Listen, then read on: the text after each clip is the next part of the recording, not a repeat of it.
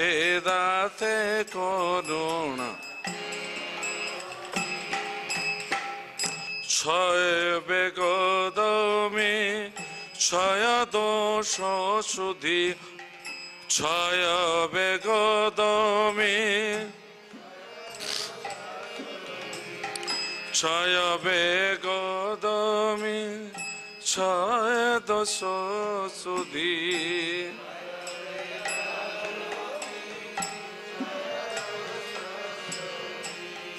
ছয় গুণ দেহ দাসে ছয় গুণ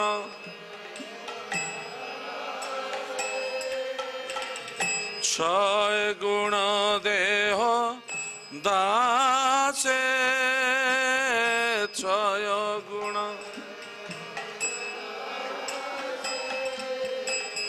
ছয় সত সঙ্গ দেহ আমার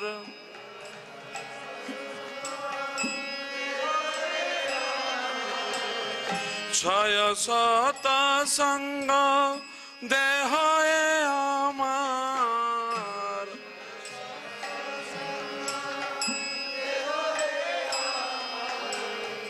বসিছি সঙ্গের আসে আমি বসিছি সঙ্গের ওহে বৈষ্ণব ঠাকুর দয়ার তাগর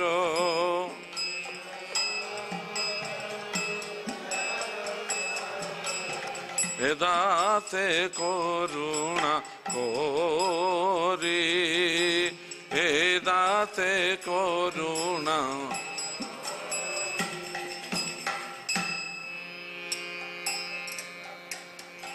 একাকে আমার নাহে পাই বলো একাকে আমার একাকি আমার নাহে পায়ে বলো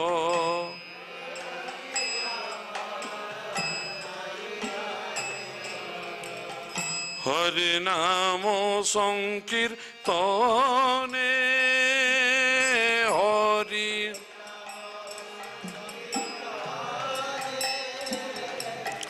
হরি নাম সংকীর্তনে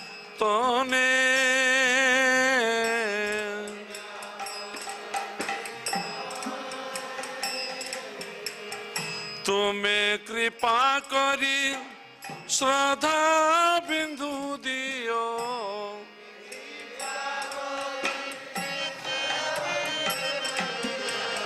তুমি কৃপা করি শ্রদ্ধা বিন্দু দিও তুমি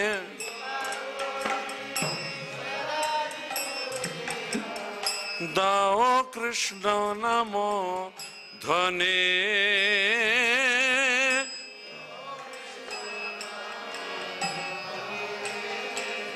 ওহে বৈষ্ণব ঠাকুর দয়ার সাগর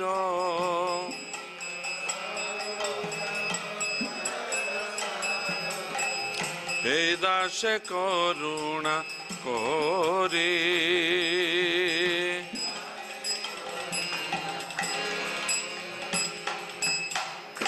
कृष्ण ठीक है कृष्ण से तुम्हार कृष्ण दीते पारो कृष्ण ते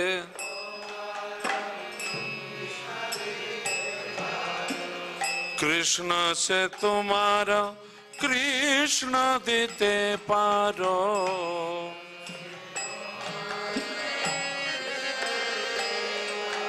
कृष्ण दीते पारो कृष्ण दीते पारो कृष्ण से तुम्हारा कृष्ण दीते पारो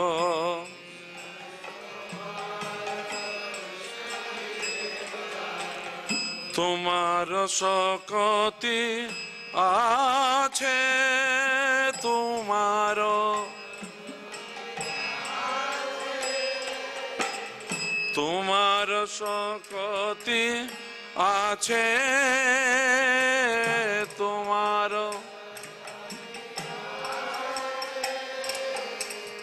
আমি তো कंगाल কৃষ্ণ কৃষ্ণ বলি,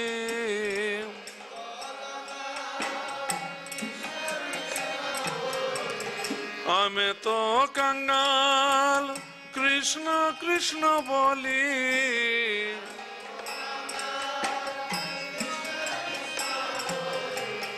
ধায়ে তব পাছে পাছে,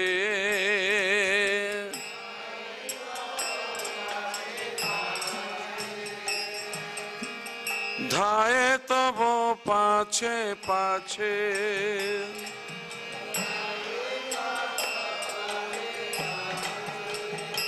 ওহে বৈষ্ণব ঠাকুর দয়ার সাগর,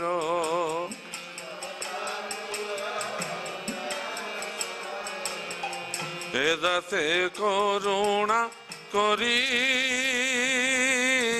এদাতে করুণা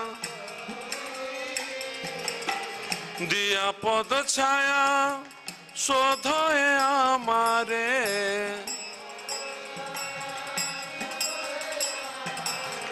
দিয়া পদ ছায়া শোধয়ে আমারে,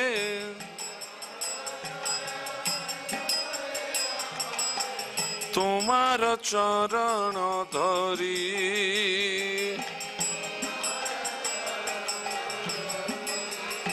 ওহে বৈষ্ণব ঠাকুর দয়ার সাগর,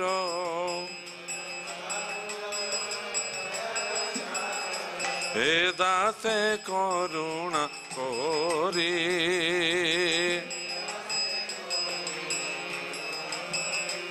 जय वैष्णव ठाकुर, वैष्णव ठाकुर, वैष्णव ठाकुर, जय वैष्णव ठाकुर।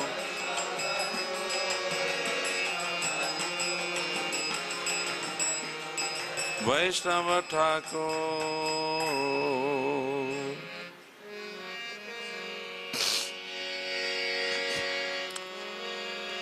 हरे कृष्ण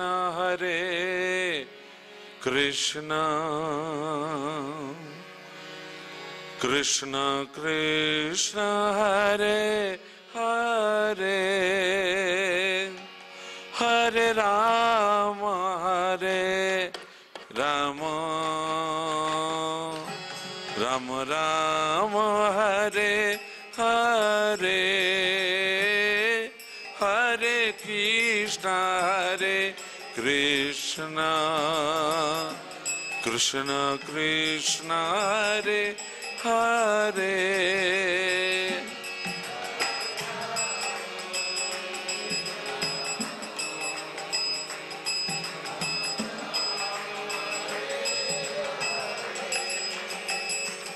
हरे कृष्ण कृष्ण कृष्ण हरे हरे, हरे राम राम राम राम हरे हरे।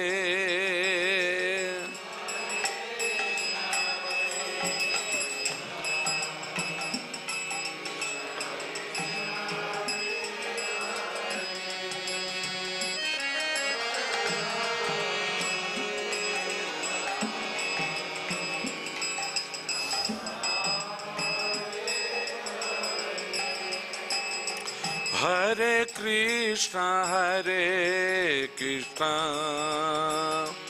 कृष्ण कृष्ण हरे हरे, हरे राम राम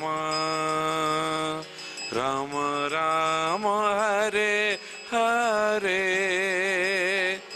हरे Krishna Krishna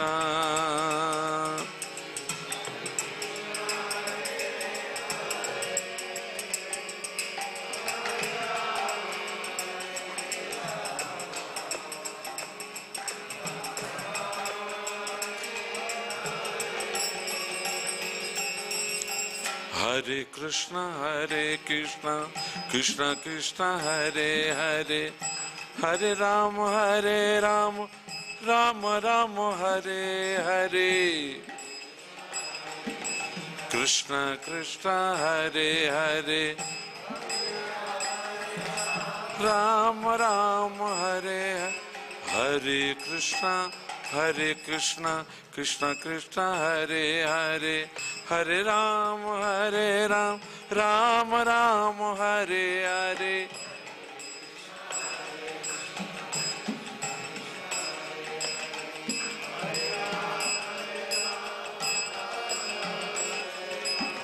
Hare Krishna Krishna Krishna Hare Hare, Hare Rama Rama Rama Hare Hare.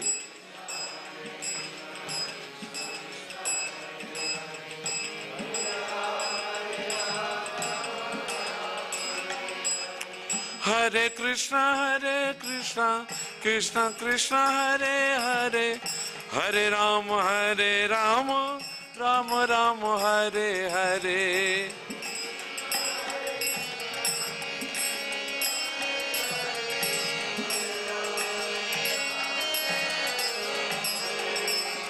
Hare Krishna Krishna Krishna Hare Hare, Hare Rama Rama Rama Hare Hare.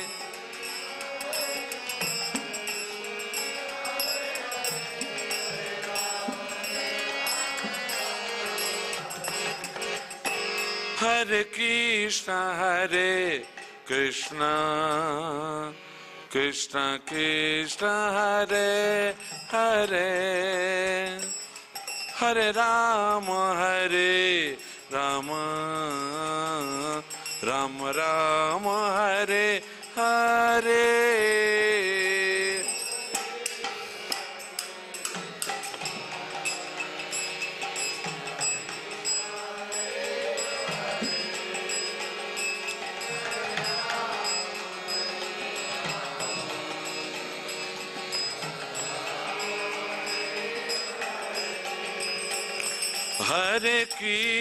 Hare Krishna Krishna Krishna Hare Hare, Hare Rama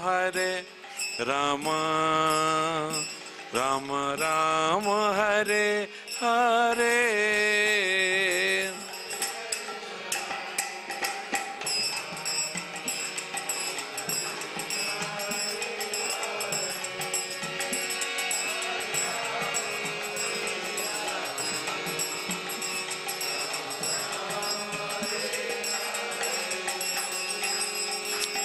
Hare Krishna Krishna Krishna Hare Hare, Hare Rama Rama Rama Hare Hare, Hare Krishna.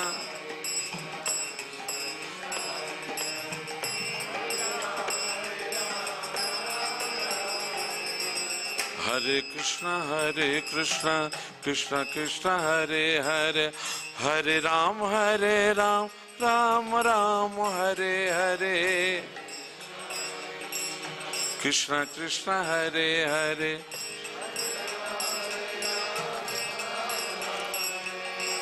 Hare Krishna Krishna Krishna Hare Hare, Hare Rama Rama Rama Hare Hare.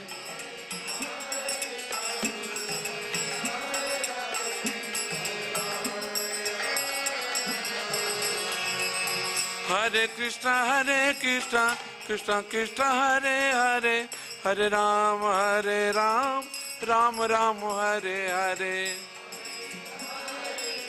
Krishna Krishna Hare Hare, Hare Rama Rama Rama. Hare Krishna Krishna Krishna Hare Hare, Hare Rama Rama Rama Rama Hare Hare.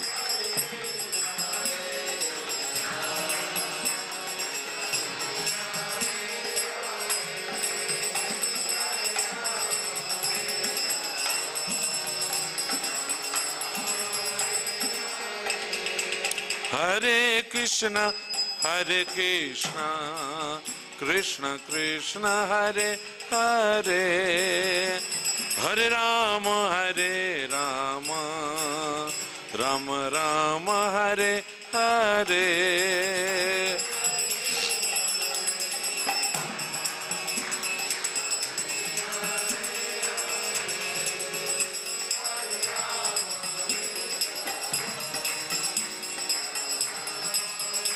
Hare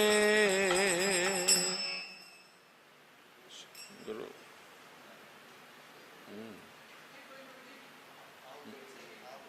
अच्छा Guru.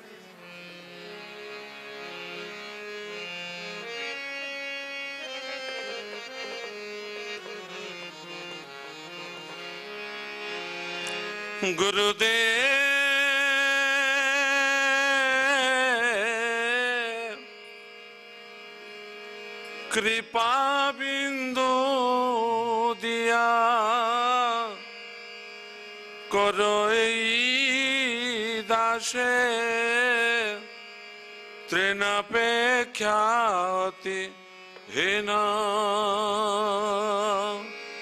गुरुदेव कृपा बिंदु दिया करो दासे तृणापेक्षा अति हीन सकल सहने बल दिया करो निज माने स्प्रियाहीन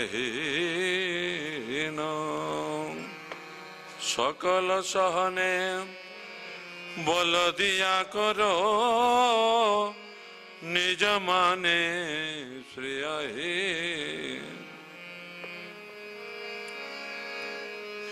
गुरुदेव कृपा बिंदु दियो करो दासे तृणापेक्षा अति हीन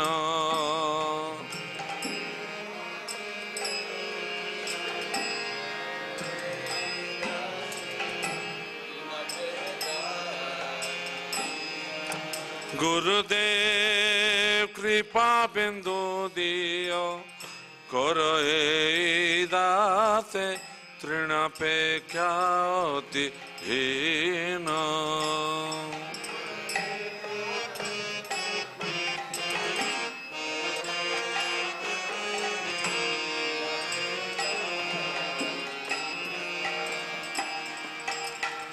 सकल सहने बोल दिया करो निज माने स्प्रियाहीन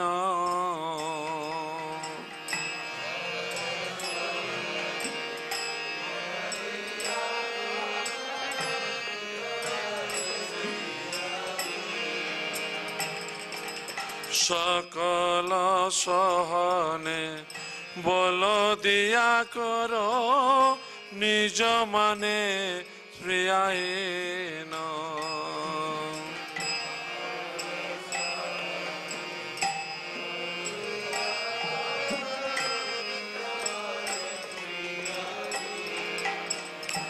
गुरुदेव कृपा बिंदु दियो करो दासे तृणापेक्षा अति हीन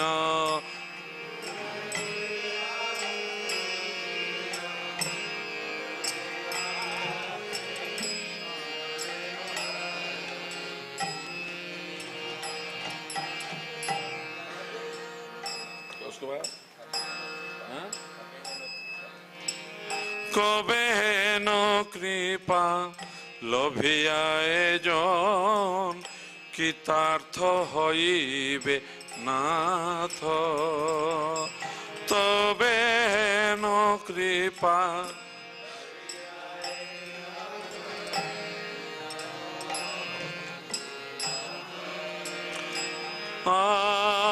तबे न कृपा लोभियाए जन कृतार्थ हईबे नाथ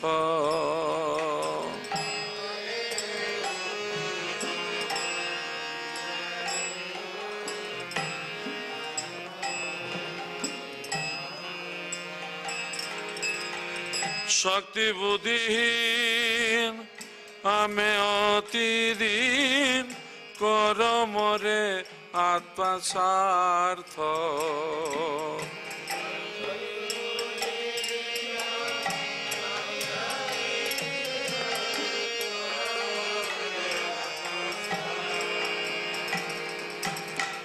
শক্তি বুদ্ধিহীন আমি অতিদিন করমরে আত্মা স্বার্থ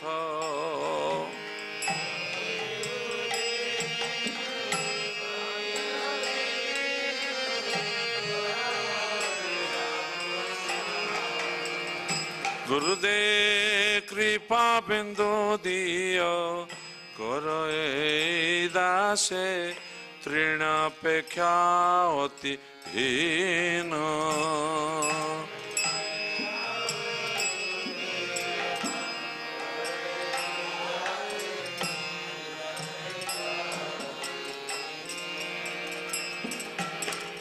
যোগ্যতা বিচারে কিছু নাহি পার তোমার করুণা সার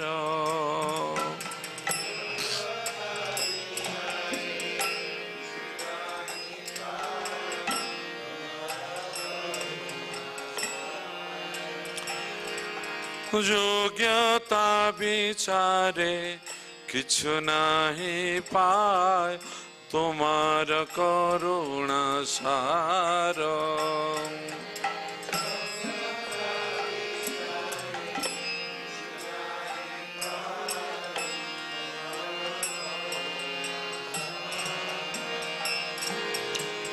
করুণা নহইলে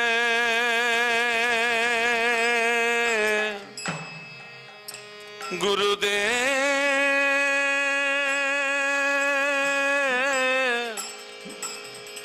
গুরুদেব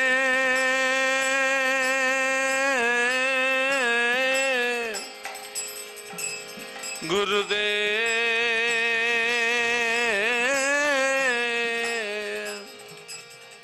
করুণা নহইলে কাঁদিয়া কাঁদিয়া করুণা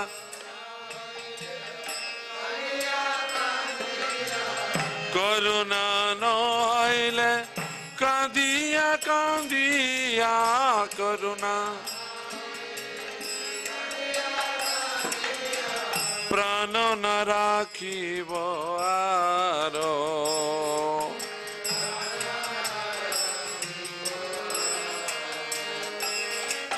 করুণা নহইলে কাঁদিয়া কাঁদিয়া করুণা করুণা নহইলে কাঁদিয়া কাঁদিয়া করুণা করুণা নহইলে কাঁদিয়া কাঁদিয়া করুণা প্রাণ না রাখিব আর আমি প্রাণ না রাখিব আর প্রাণ না প্রাণ না রাখিব আর আমার করুণা নহইলে কাঁদিয়া কাঁদিয়া করুণা নহইলে গুরুদেব গুরুদেব গুরুদেব জয় গুরুদেব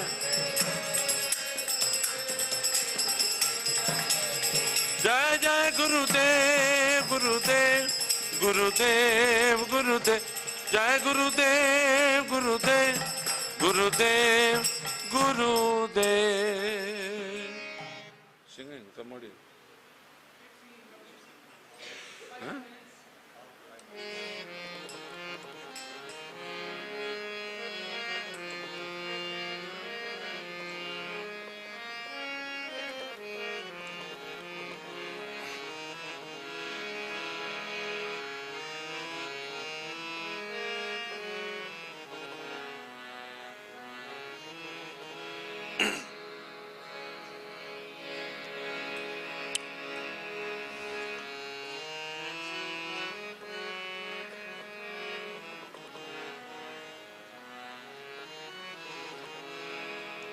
গৌরাঙ্গ তুমি মোরে দয়ান ছাড়িও, গৌরাঙ্গ তুমি মোরে দয়ান ছাড়িও, গৌরাঙ্গ তুমি মোরে দয়ান ছাড়ি, গৌরাঙ্গ তুমি মোরে দয়ান ছাড়িও, আপন করিয়া রাঙ্গা, আপন করিয়া, আপন করিয়া রাঙ্গা,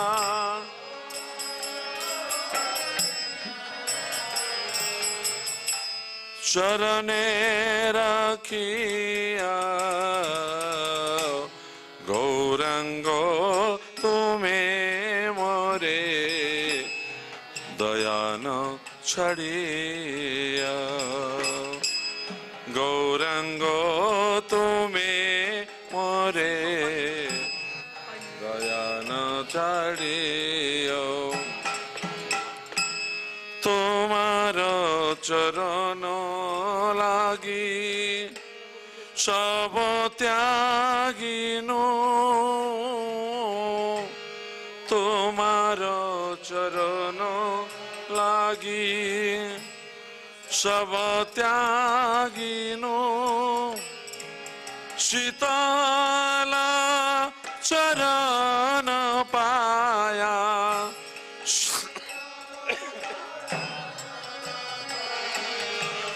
শরণ নায়েনো, গৌরাঙ্গ তুমি মোরে দয়ান ছাড়িও, গৌরাঙ্গ তুমি মোরে দয়ান ছাড়িও, একুলে আকুলে মুই দিলু তিলাঞ্জলি, একুলে অকুলে মুই দিলু তিলাঞ্জলি, রাখিও চরণে মোরে, রাখিও চরণে মোরে আপনার বলে, গৌরাঙ্গ তুমি মোরে দয়ান ছাড়িও, গৌরাঙ্গ তুমি মোরে দয়ান, বাসুদেব ঘোষ বলে চরণে পড়িয়া, বাসুদেব ঘোষে বলে চরণে পড়িয়া, কৃপা করি রাখো মোরে, প্রভু কৃপা করি রাখো মোরে, পদ ছায়া দিয়া, গৌরাঙ্গ তুমি মোরে দয়ান ছাড়িয়া, হরে কৃষ্ণ হরে কৃষ্ণ, কৃষ্ণ কৃষ্ণ হরে হরে, হরে রাম রাম, রাম রাম হরে হরে, হরে Krishna Krishna, Krishna Krishna Hare Hare,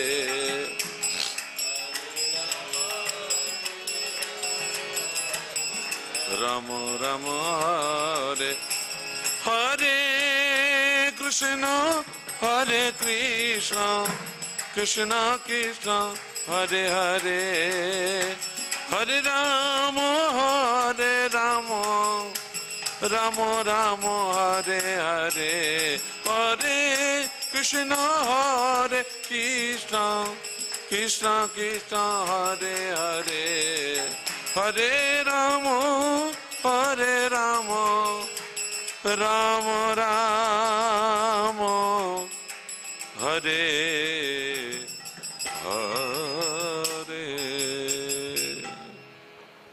Hare Krishna. Hare Krishna.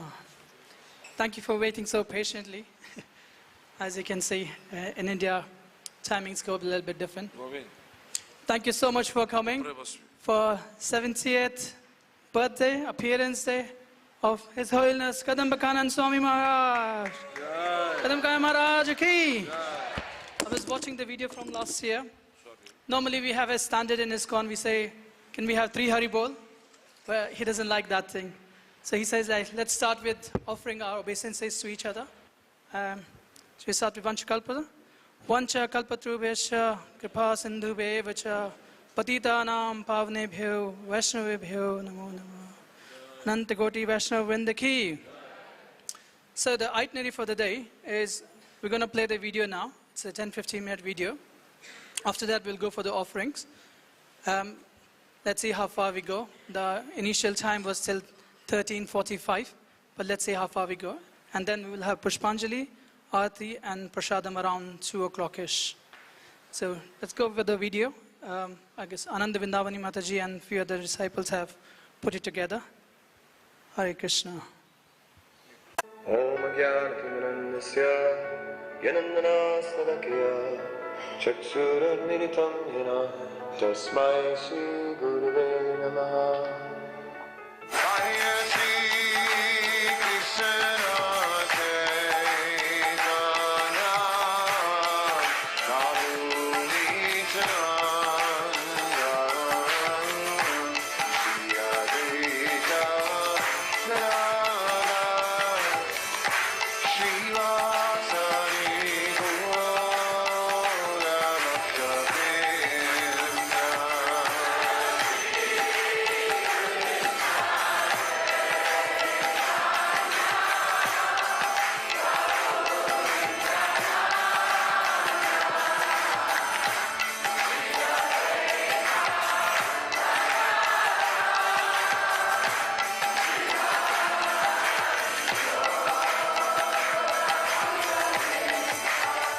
The other day, I was reading a quote of Martin Luther, who said that God did not just write the gospel in the Bible, but he also wrote it on the trees, on the leaves, on the flowers, and nature.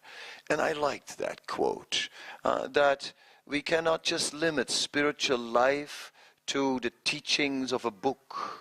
Spiritual life is all around us. It is everywhere. The book is simply helping us to see it. It's not the book that is actually containing Krishna consciousness. Krishna is everywhere. The book helps us to perceive Krishna everywhere. So the real adventure is really beginning to see that. That is where it becomes exciting. Srila Prabhupada gave us the greatest gift. And that greatest gift is exactly this vision of transcendence. That we are not this body. How many times did he say it? How many times did he emphasize it? And to a point where we thought, yes, yes, we know. But do we know? Obviously, there is a huge difference between having heard transcendental knowledge and being able to repeat transcendental knowledge and to live transcendental knowledge. Transcendental knowledge is meant to be realized. Initially, we develop some faith because we are hearing from one who is clearly showing transcendental symptoms. This is simply how Srila Prabhupada preached on the strength of his faith. It was his faith in Krishna that impressed people. It was his faith in Scripture that impressed people. And one thing that impressed people, at least we hear from testimonies, is that what impressed them about Prabhupada was that he didn't try to impress anybody. That's not so easy. That truly means we're not this body. You carry my desire in your heart. My desire is that you really connect with Srila Prabhupada. How nice here in Vrindavan. Prabhupada on his Vyasa-san, don't you like his lions? I like his lions very much. They are they look like real lions. They have the brown color of real lions, and they are, the right size. Prabhupada's house, so many nice paintings, each telling us, so much about Prabhupada's meditation. Please connect to Srila Prabhupada. It's wonderful if we can recite the entire Bhagavad Gita by heart. If we can even realize one verse in our heart, that's more wonderful. We can compare the Bhagavad Gita for a moment to a cookbook. And it's certainly amazing if someone can recite an entire cookbook by heart. Imagine all the recipes and a pinch of salt and this and that. Imagine. I mean, we'd certainly give an applause if someone recites the cookbook, but if someone cooks one recipe really well, that wins naturally. So it is realization that is really what it's all about. That realization comes in that ashaktamanaha, in that deep attachment to Krishna, in that our consciousness is attached to Krishna, attached to pleasing Krishna. How to deal and face the obstacles in devotional life. By devotional service, because bhakti comes from bhakti. It is bhaktyamam abhijanati. It is through devotional service that we get bhakti. So all obstacles are overcome by devotional service. I pray to one day love Krishna. The word love Krishna cannot be used so cheaply. How can a pumpkin from Holland just love Krishna? It takes a great effort in devotional service. It takes an effort to somehow or other sacrifice and go step by step from the initial stages of having some faith to learning to associate with devotees. How many years have I made so many mistakes in associating with the devotees? How then could I properly chant Hare Krishna and properly engage in devotional service? What to speak of anartha-nivritti, of the heart becoming purified? What to speak of getting some determination in devotional service? What to speak of getting some taste? What to speak of getting some attachment to Krishna? What to speak of getting ecstasy? What to speak of love? What can I speak of love for Krishna? What I want from you is that you have a vision. Right? It is my duty to be a visionary.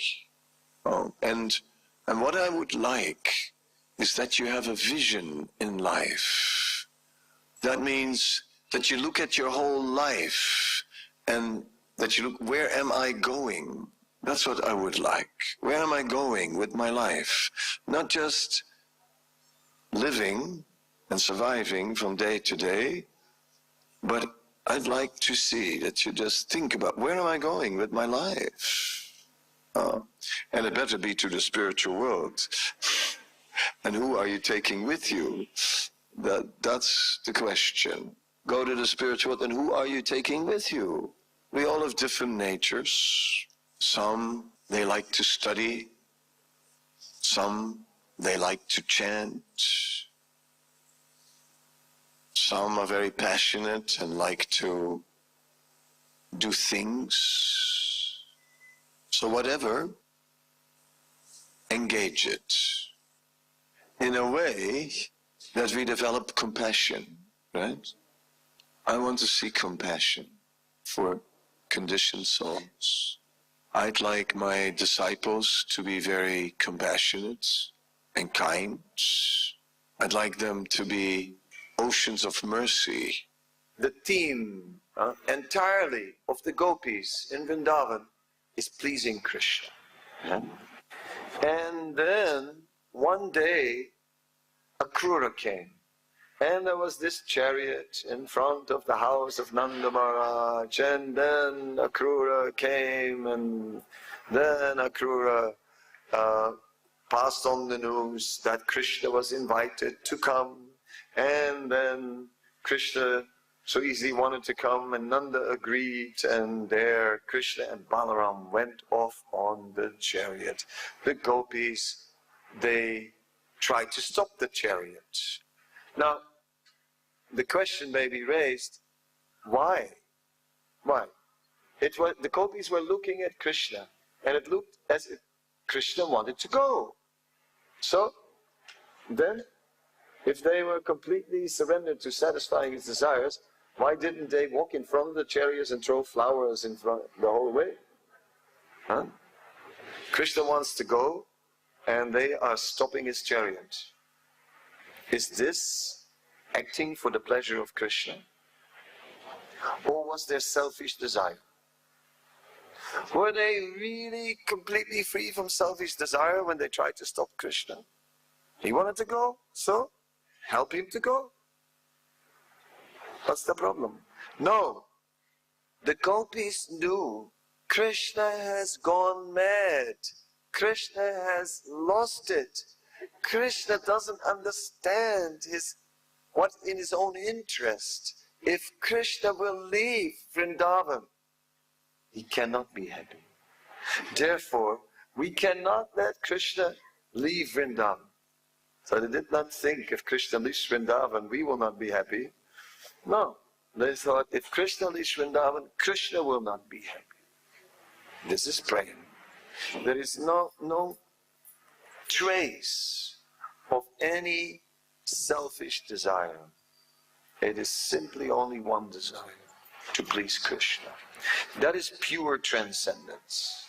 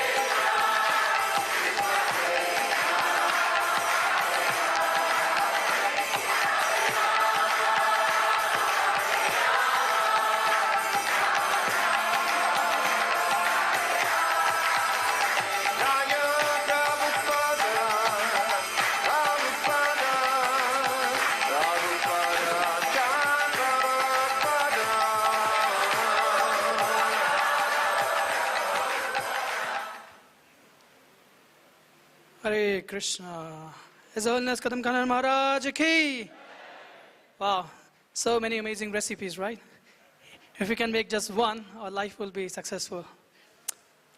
One of the things Maharaj was mentioning in the lecture is realizing the knowledge.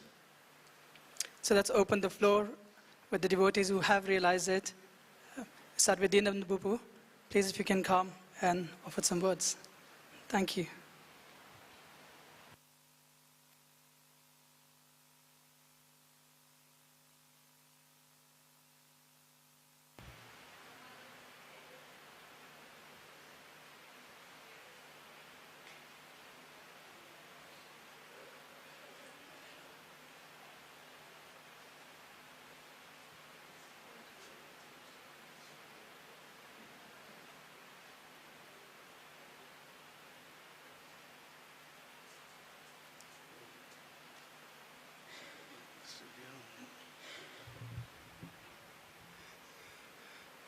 Hare Krishna. Namo Vishnu Padaya Krishna Prastaya Bhutale Srimati Bhakti Vedanta Swami Niti Namine Namaste Saraswati Devi Gauravani Pracharine Nirvishesha Shunyavadi Paschatya Satarine Jaya Sri Krishna Chaitanya Prabhu Nityananda Sri Advaita Gadadhar Shivasadi Gaur Bhaktivinoda Hare Krishna Krishna Krishna Hare Hare Hare Rama Rama Rama Hare Hare Panchakalpatrubhyascha Kripasindhuvevacha Patitanam Pavanebhyo Vaishnavebhyo Namo Namaha. So we're all gathered here in this very wonderful place, Sri Vrindavan Dham, where even today, for those who have the eyes to see, Radha and Krishna's divine pastimes are still going on. And in that Vrindavan, there's a wonderful place called Ramanreti, the relishable sands, where Krishna and Balaram are always sporting. And in that Ramanreti, in an abandoned plot, Prabhupada made this beautiful Krishna Balaram temple. And we're sitting just next to that in this Balaram hall. And it's the dark half of the month of Vyasa, on the Chaturdasi day of Vyasa. On this particular occasion, our wonderful friend Kadamba Kanana Maharaj, His Holiness Kadamba Kanana Maharaj, was born. So we're celebrating his Vyasa Puja. And I was just remembering, because way back when I joined in 1984, he was like the temple commander. In those days, it was very difficult. Now, look how many air conditioners just in this one room. And everybody's got one. And you're all staying in this nice MBT. Those days, somehow or other, Kadamba Kanana had an air cooler, or desert cooler we call them, air coolers. I don't know if you know what they are, even anymore. So during this particular month, because I joined in 1984 right after Gaur Purnima, so you know we're right after Gaur Purnima now, and you know what the weather is like. It should have been like this a long time ago, but I'm not that I'm saying it should have, but it's glad that it didn't till now. So we would all hang out in the Kadamba Khan in his office. But very soon after that, after he was temple commander, but somehow whoever was in charge of the ISKCON Vrindavan, he went to Mayapur, and he took a whole bunch of devotees with him, and so that one of them was Kadamba Kanana. And I was just meditating. He was so thorough as temple commander. He left a notebook with every tiny little detail that, June means that right after June, the rainy season is going to come. So he left a note that you have to go on top of all the roofs and clean off all the leaves, because all the leaves will clog. When the rains come, the leaves will get clogged in the drains and everything will be a big mess, you know. And in old days, when hardly anybody ever came, we used to have these little bamboo curtains, you know, in the back of the darshan mandap, because in the winter it's very cold, and so we used to put those down, and the body heat of those devotees who were inside, you know, kept it reasonable. I can't say it was warm, but during the day we would roll them up. He even put, if you roll them up like this, with the big ball inside, then all the pigeons will come and sit there. And if you roll them up so they're out in the sunlight, then none of the pigeons. He was so thorough, I was amazed, you know. Every little detail I'm just amazed because I'm so dull I don't see anything.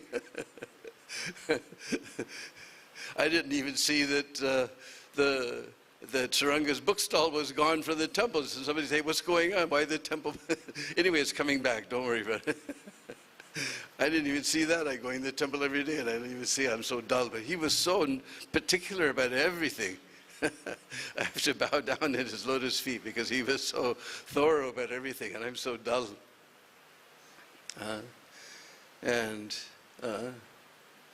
So anyway, eventually he took over the temple. I was temple president, and then he took over. I guess that was 1989 or 90, I can't remember now. My COVID brain doesn't go back that far anymore. So he took over from me, and because his heart was always in Vrindavan.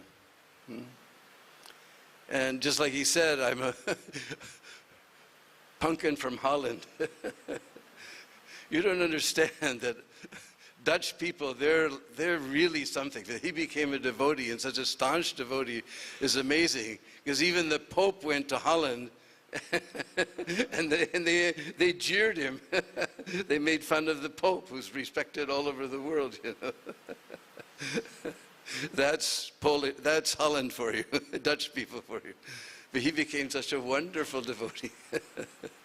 And I have my own most people don't know this pastime, because this is my personal little pastime with Kadamba. One time there was one Gaudiya sannyasi, old guy. He was living in some temple across the Jamuna, way up by Kosi, on the other side of the, well, not from Kosi, from Shergar, actually, excuse me. It was on the other side of the Jamuna, from Shergar even. But he was getting old. He was tired of, you know, running the place, and the Brishbasis were always giving you trouble. They say, Brishbasi or Bandar ek saman. Brishbasis and monkeys, they're just the same. So they just come, just their nature, just like the monkeys, they're always bothering. Brishbasis, somehow they have to bother you. So he was getting old and couldn't take it anymore. So he wanted us to take over this place. So then, naturally, Kadamba came to me. He said, you want to come? We're going to go see this place, because he wanted my opinion. So we went there, and it was just the beginning of rainy season. So at Shergar, just like here in Vrindavan, we have the pontoon bridge. They call it the Pipa Pool. So during the rainy season, you see that Pipa Pool is gone. Now it's there very nicely, and we can easily go to the other side of the Jamuna. So there was no Pipa Pool, but there was a motorboat. They used to call it a steamer. It wasn't a steamer, but the local people used to call it the steamer. So we went across it, and when we saw this place, I saw it was so far off, and, you know, who's going to take care of this place and live out here in the middle of nowhere, and so difficult to, you know, hour to get to the Shergar, then you got to get across the river somehow. So anyway, we came back, and the so-called steamer was broken down. We saw it was in, you know, close to shore on our side, but everybody was standing around, and they were trying different things with the engine. So I looked at Kadamba and I said, well, look, the pontoons are lying against the other side of the river, and the flow is, you know, we don't have to swim so much. We just keep our heads above the water, and Jamuna will take us down to those pontoons, and then we'll climb the pontoons and get back onto land.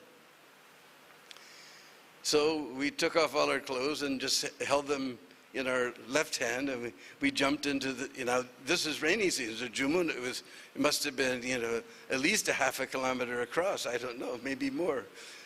So somehow or other, we were all floating down, and then all of a sudden, there's this type of weed that you'll see in the ponds, that it's got a little bulb that floats on the water, and then it looks like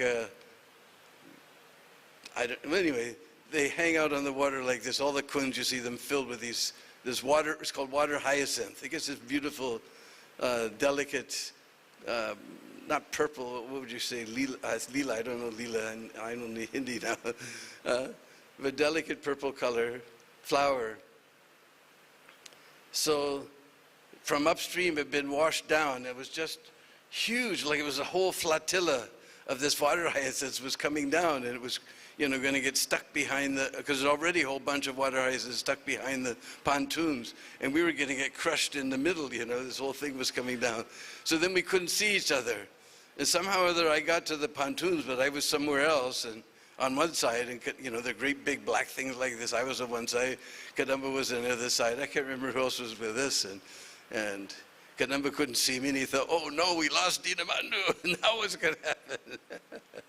And somehow they started yelling, so I yelled, and then he came and he tried to pull me up onto the pontoon. But in the water, you don't weigh anything. But as soon as you get out of the water, whoa, he couldn't pull me up. So I said, don't worry. So I went around the pontoon, and just holding against the pontoon, and the current was coming through all the water hyacinth. Then we got on this. We finally got to the shore, and we made it. We had to pull all the leeches off because all these leeches were living in the water. So that was one very wonderful personal experience I had with Kadamba. Anyway, this is his appearance day today. I pray that he is looking down on us and giving his mercy. We can pray to him that somehow or other, we've got this huge project in front of us. You see the old Gurukul building is coming down, new things are coming up, and all these things are going on. So we just pray that he's sending his blessings down, that we can please Prabhupada in this way by making Vrindavan a wonderful place. Kadamba Kanana Swami Maharaj ki. Hare Krishna. Hare Krishna. That was sweet, isn't it? So now if we can request our temple president, Panchagora Prabhu, to please share some words. Thank you.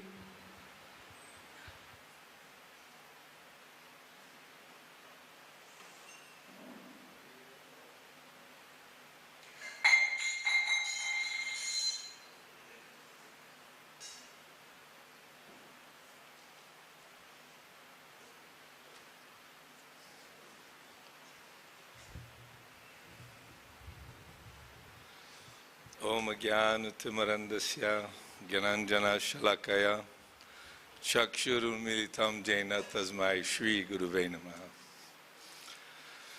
Shri Kadamba Kanana Maharaj ki.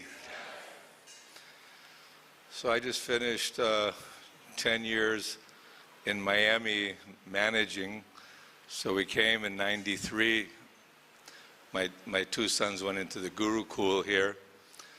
So Kadamba Kanana Maharaj thought, oh, maybe you should join the management. I said, no, not the management, had enough. But he was enthusiastic.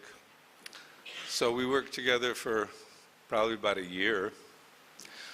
But I could see he was very energetic, a lot of energy, empowered, and utsahan nishchayat daryat. Tat karma pravartanat. He had definitely exhibited great enthusiasm, always energetic for his kirtans, even the Mangal Arti kirtan. He's giving Hindi class, and I asked him, how do you do that? And he was trying to explain to me, how to break things up. I said, okay, yeah, very good. So he was definitely gifted in many ways. And this is the how Guru Parampara, Krishna gave birth to Brahma, and he's actually empowered Lord Brahma. And he comes as Vyasa Day, so this Vyasa Puja, the appearance day, is specifically glorifying Krishna in the form of the original Guru. Srila Prabhupada carrying the whole Guru Parampara for the purpose of delivering the highest message for everyone, because people have forgotten Krishna, forgotten the process of devotional service, forgotten the purpose of life.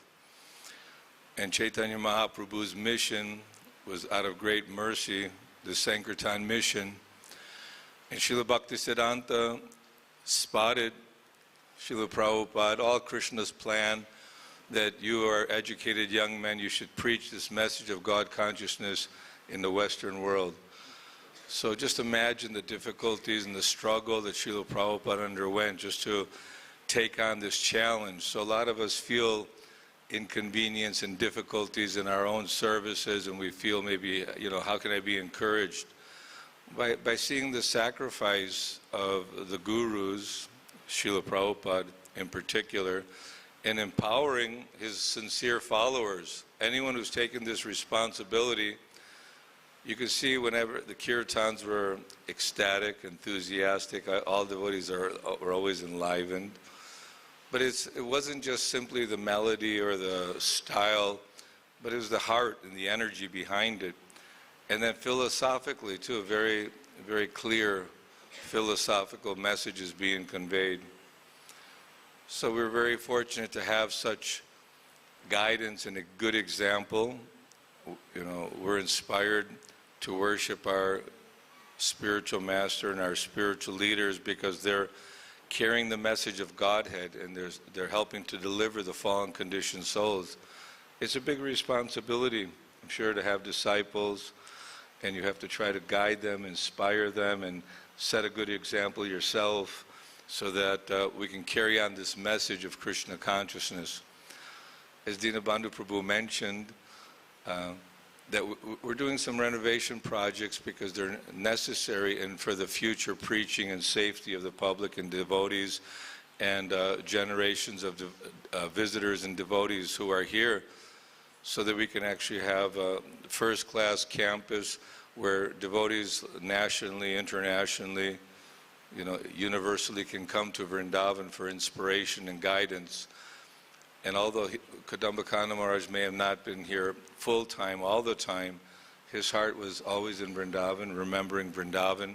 He was part of the Vrindavan Executive Board and very concerned for the future development, master plan, and many things that go on in order to keep things organized so that the preaching will continue for many, many generations. And even the devotees who come in, and they have a facility, a tool by which they can help spread the mission of Chaitanya Mahaprabhu. So we all know that he underwent the struggle and got even shot. I would go visit him every day at Methodist Hospital. I had my bullet there, go back and forth. My son broke his hand. He was next to him for about a week at the hospital. And although it was great difficulty and struggle health-wise, it took some time to stabilize. And despite the fact that he underwent such a challenge, still took sannyas and took so many disciples, many preaching responsibilities, helping in Mayapur with the Master Plan Project, helping New York, helping throughout Europe and doing kirtan, leading devotees in an enthusiastic way. So we're very happy to have had association and service together. I'm sure that he set a beautiful example also leaving. We were right next to him. Shruta Kirti was there, and all devotees were around. You could see that like a general in the battlefield, like Bhishma Dev, he left in Vrindavan according to his will. So it's a very great fortune. His Holiness Kadamba Kanana Maharaj ki. Hare Krishna. Thank you, Panchagara Prabhu. So next speaker we have Prabodhanand Maharaj. Oh, he wants Shrutakirti Prabhu to speak. So while Prabhuji is coming, we do have Maharaj's book here. We'll be selling outside.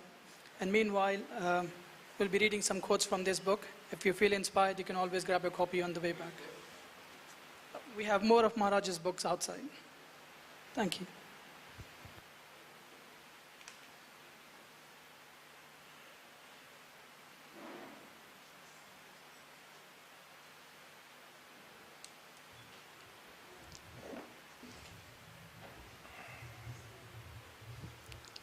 Hare Krishna, Vanchakopatrubhascha Kripa Sindhubhya Evacha Patitanam Bhavanebhyo Vaishnavebhyo Namo Namaha. Kadamba, Kanana Maharaj. As we hear, Dinabandhu said he's gifted. We know he's expert at so many things. He's very special. But he was so intelligent. He wasn't over-intelligent. He took everything from Srila Prabhupada, from his Guru Maharaj, didn't invent anything. And we would always hear this from Prabhupada: you want to be successful, don't invent anything. Everything's already there. It's been laid out by the acharyas. Prabhupada, so many times he would say, read one the other day, he was saying how insignificant. The disciple said, you're a pure devotee. He said, I'm nothing. He said, but whatever my spiritual master said, I repeated that. He said, so we've been successful. So I see that with Maharaj. He was very expert at everything. I heard he was responsible for this plot of land here. We're all here. He got this plot of land, had all this other piece of property next to the temple. That was the only land. He got shot for it. That's how he was repaid. Krishna was so kind. He survived that. And like he said, Vrindavan literally was always right inside. Vrindavan was right inside him. He took everything for Prabhupada, for Krishna. I got to see him in the later years, traveling around. I met him in different festivals in Eastern Europe. He was always very nice, very unpretentious, and just wanted to chant. He followed everything very strictly, but he did it with heart, didn't he? We know sometimes following rules and regulations. He was very much into rules and regulations, but for the purpose of being Krishna conscious. Not just to follow rules and regulations. I was with Prabhupada in, I won't say that. So, anyway, I'm happy to be here today. I see so many people he's inspired in his life all around the world. I saw it in South Africa when I was there. Back in 2019, I was there for almost 2 months. So many people he had gone there, well, preaching. So that this is a devotee. We have one conversation here, and I guess it was before he knew of that illness. But he was speaking to me. We were both talking about a different illness. We had ringing in our ears, and he was telling me what he did for that. Something that helped. I remember trying it. I don't remember what it was, but it didn't help. Ringing is still going on in my ears, but he said he had it very bad, so he was giving me advice on what to do. We were circumambulating Krishna Balaram Mandir. So this was nice. He was easy to talk to in every way. A devotee's like that, much like Prabhupada, was very easy to talk to. He could make anyone comfortable. This is a devotee's business, huh? Everyone should be comfortable. No, and don't put anyone in anxiety, right? Sometimes I read that in the books. The devotee doesn't put anyone in anxiety. I felt like that around him. He encouraged everyone. Like Prabhupada, he made you feel I can do this process and become successful. I mentioned that day out there. He's proof of Prabhupada's potency. He's grand disciple of Srila Prabhupada. But he shows this can go on generation after generation by following these principles that Srila Prabhupada has given us. It's the essence. And that's intelligence. When you see that, you understand, and you do it. All right. Kadamba Kanana Maharaj ki jai. Hare Krishna. Thank you, Shradhakati Prabhu. So now we have His Holiness Prabhupada Maharaj. If you could please kindly say some words, Maharaj. And meanwhile, Maharaj is coming. I can read the quote from here. The principal duty of the spiritual master is to give people a greater vision for themselves than that which they have come up with on their own. Hare Krishna.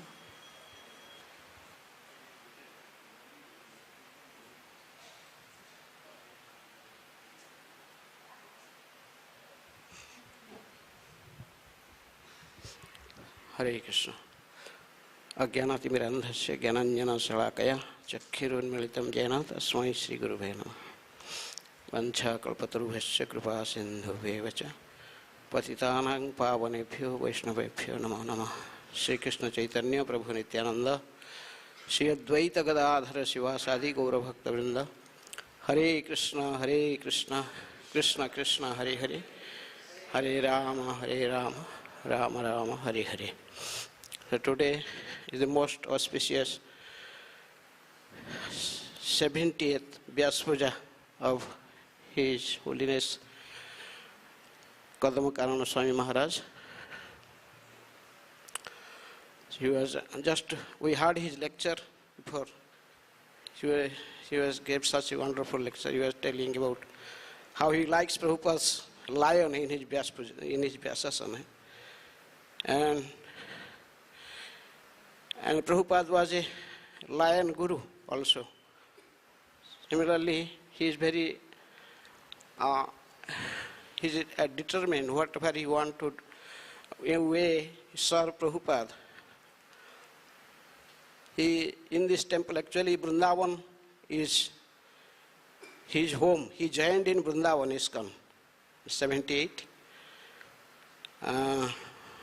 And in this temple, he occupied all the positions. He was just like Dinamanda Prabhu was telling about, he was temple commander, then he was also here, a treasurer, guest house in charge, general manager, vice president, and president. He actually had all the positions.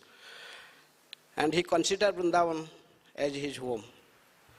He left Vrindavan just carrying Vrindavan in his heart and spreading Vrindavan everywhere. And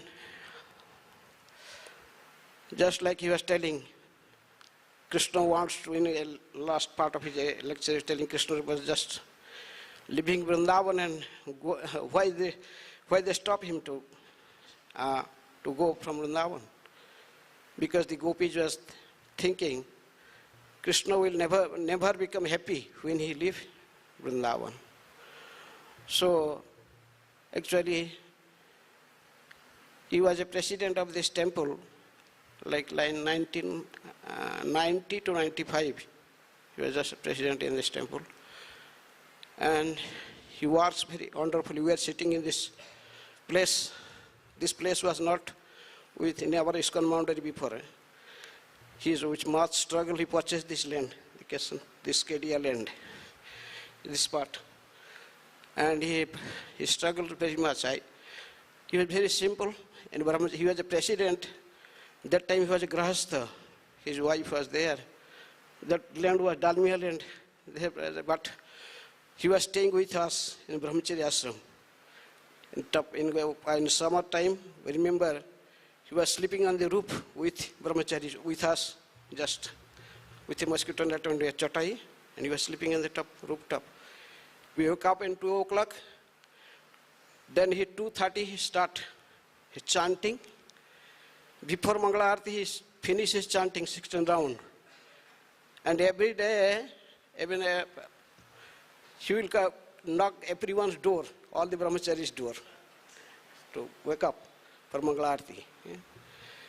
And he was a very practical man, serving in so enthusiastically. He's a Prabhupada man, working for Prabhupada so enthusiastically. And he dedicated his life completely for Srila Prabhupada and Krishna. And he is also, he became, though he was not direct disciple of Prabhupada, but he is respected all over ISKCON like Prabhupada disciple. And we see he is how he created, or how make others devotees. Even he has thousands of disciples all over the world. And even he has this sannyasi disciple, his one, Swami Maharaj, he is also very enthusiastic. We can see by Phalena Parichet how he's cultivated the devotees. Because I was going many times in Manor, I saw this Keshav Maharaj, he was always serving so enthusiastically, taking care of others. And for this temple, he did so much for this Krishna Balaram temple. He purchased this land. Also, he purchased in front of Saraf Hospital this land. By selling that land, we purchased the other land. That is now Gurukul and also Farm. And he is always concentrating on how to serve Prabhupada in a better way. Even risking his life, he worked so hard. Perfect example for other devotees. And so we are very grateful to him. So I'm just begging his mercy on his Vyasa Day, for we may follow the footprints. It is not possible for us, but still we should try. Hare Krishna. Say, His Holiness Kadamba Kanana Swami Maharaj ki. Thank you, Maharaj. So now we have, can I request Gopali Mataji to come and offer her offering? And meanwhile, I can read a quote from Maharaj. Always fresh. Even on the strength of good karma, one cannot maintain high standards. But by the mercy of the pure devotee, it is possible. And that mercy is not just once off. It is ongoing. It must be on an ongoing basis that one must take shelter. Every day is offered to the spiritual master from day to day, always fresh. The relationship with spiritual master is always fresh, and our spiritual life is fresh, and then we can take shelter of the Bhagavad Gita. Hare Krishna.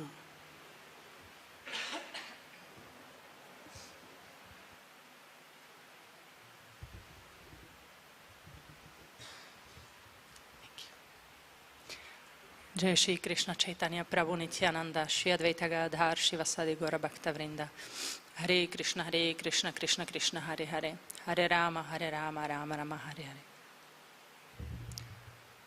My dear Gurudev, this is the first Vyasa Puja without you.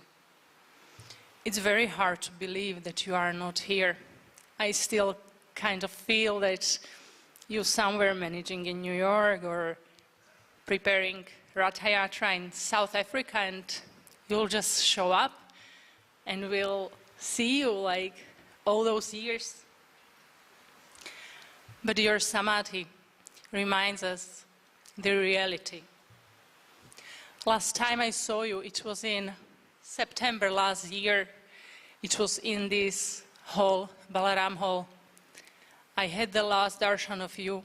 Since then we spoke few times, but this was the last time I saw you. I did not prepare my offering, just wrote down a few points because you always said you did not like the prepared, structured things. You wanted to hear something out of heart. So that's what I'm trying to do now. When you told me about your cancer last year, you told me, Gopali, don't cry, go on with your life. I took that instruction seriously in the beginning, and I was trying to be tough and accept the reality, but after some time, the day just started to bleed in the night, and the voidness of the world without you. Understanding that we won't talk to you again, we won't take your face-to-face instruction. That's hard for the mind to cope with.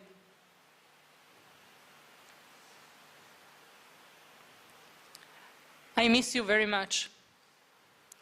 But at the same time, since you left, I feel very close to you, maybe even more than ever before. Somehow there is deep connection, and you were so merciful to me and so kind that you left me lifetime service. For me, you were like a father, and at the same time like best friend.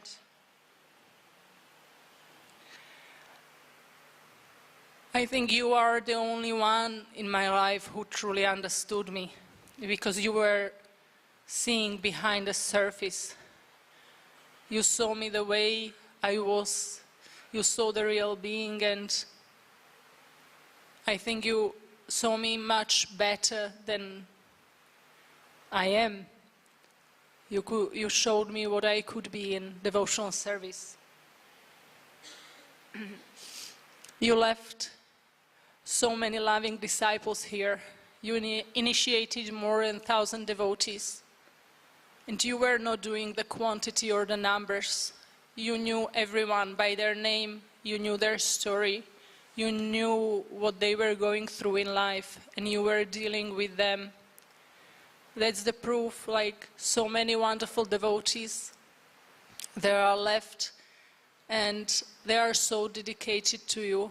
They love you very much. They are ready to serve you. You asked me to be one of the 3 trustees of the Kadamba Foundation that you set. And you told me, Gopali, I want you to take care of the distribution of my books. This is the service I've been doing for you for years. But you were planning big. You told me, and now when I'll be gone, I want you to do it even more. And it's maybe a challenge, because once the spiritual leader leaves, he's not doing the kirtans, etc. It's not so easy to distribute the books, but there are so many loving disciples who are so eager and ready to take part, to prepare, edit, translate, and distribute your books.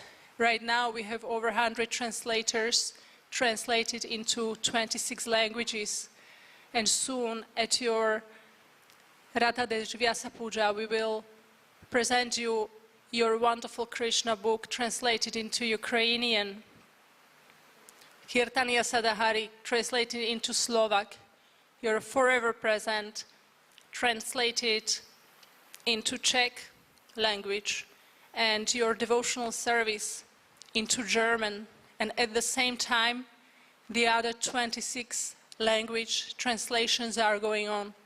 We are planning to get all your books and their translations to be turned into audiobooks.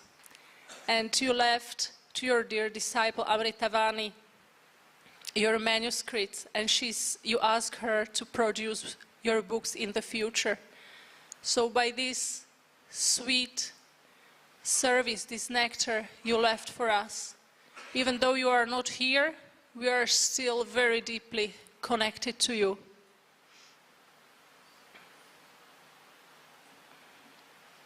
I first met you in 2024, so it would be 20 years now. I got the luck to be close to you. You were staying in our place, we were driving you, we were organizing programs. I had the luck to serve in your Vyasa Puja team and distribution of your books, and always you were treating me very close, like a daughter.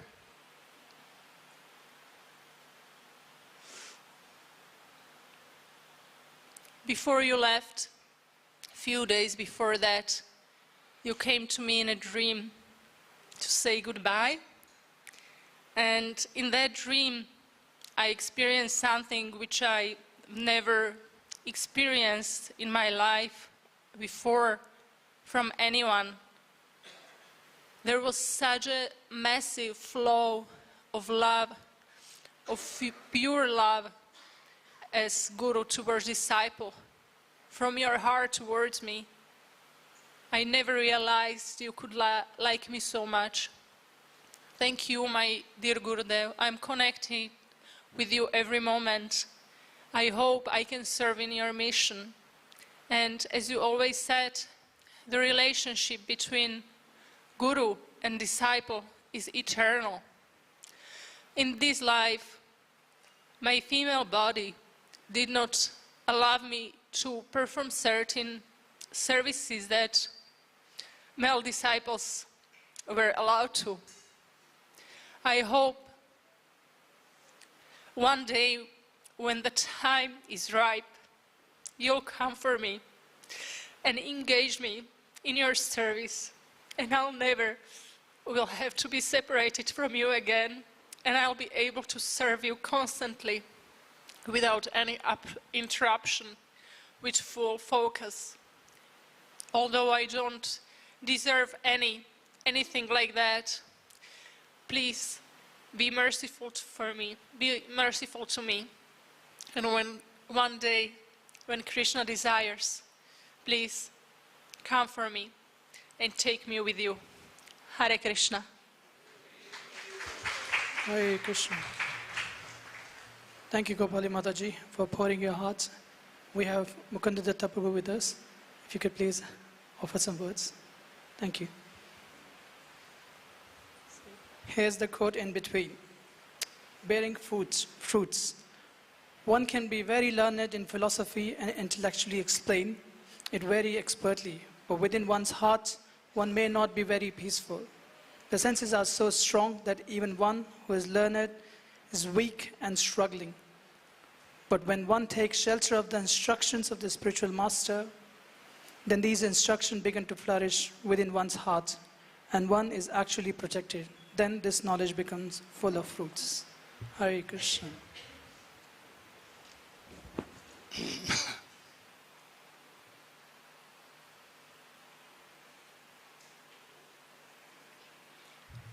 Gurave Gaura Chandraya Radhikaya Tadalaya Krishnaya Krishna Bhaktaya Tadabhaktaya Namo Namaha. Hare Krishna Krishna Krishna Hare Hare, Hare Ram Ram Ram Hare Hare. His Holiness Kadamba Kanana Maharaj Ki. So today, very important day for the disciples. Most important day, the appearance day of the spiritual master 70 years ago. And it is known as Vyasa Puja. The spiritual master is representing the Vyasadeva, the literary incarnation of the Supreme Lord who wrote transcendental literatures for the benefit of the conditioned souls. And Vyasadeva is respected by all the Vaishnavas in the different sampradayas. Even the Mayavadis, they also have a guru, and they also respect Vyasadeva because they follow the Vedic literatures. So the spiritual master is a representative of Vyasadeva, actually the whole Guru Parampara. He is the personification of the mercy of Krishna. Krishna Kripa Sri Murti, or of Sri Chaitanya Mahaprabhu. Balaram, who is Adi Guru. And for the Gaudiya Vaishnavas, he is representing also Ashai Vigraha, Mahabhav Sarupini Srimati Radharani, was the greatest love for Krishna. And most of our acharyas in our sampradaya, they are associates, gopis, manjaris of Srimati Radharani. So by the mercy of the Lord, Kona Bhagwan Jeev, Guru Krishna Prasade Pai Bhakti Lata Bij, Brahmite Brahmite, Brahmanda Brahmite Kona Bhagavan Jeev. So if one is fortunate, wandering in this universe, sometimes higher planets, sometimes lower planets on this planet, if he's fortunate and by the mercy of Krishna he meets Guru, and by the mercy of Guru he can advance and he can attain perfection in spiritual life. So His Holiness Kadamba Kanana Maharaj, a very wonderful devotee, fully dedicated to his spiritual master, to the mission, to Srila Prabhupada, preaching Krishna consciousness very strongly all over the world. So I had the good fortune of meeting him many times because actually His Holiness, at that time he was married 1980 or 79, the end of 79 he came to Sri Vrindavan Dham. His wife at that time from the ashram, Grihastha ashram, was still in Holland, but he had come here and stayed in our temple. And I joined a little later, in May 1980, and so immediately we had a very wonderful, friendly relationship. So he's a few years older than me, like an elder brother. And already at that time, immediately because of his managerial abilities, so he was helping actually the temple commander in arranging the things in the temple. And he was very efficient. And actually after some time, he was then also the temple commander, and he was doing the seva here in this capacity, and very exemplary in his sadhana, always enthusiastic, full of energy, and very nice with all the devotees, but strong also, as a manager has to be. And then later on, actually my health was not so good. I went back to Europe, Switzerland, and he had then gone to Mayapur, and he had taken responsibility there in helping with the samadhi, and which was very much appreciated by the devotees there. And even here, so he had also helped, and when he came back to Vrindavan also, in completing the samadhi with another Dutch devotee, as we know.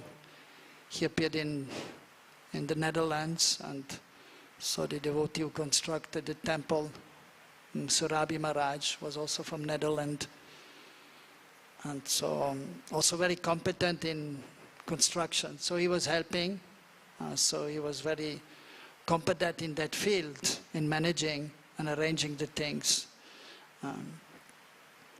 And then later on I came back also to Vrindavan after being in Switzerland, in America for a few years.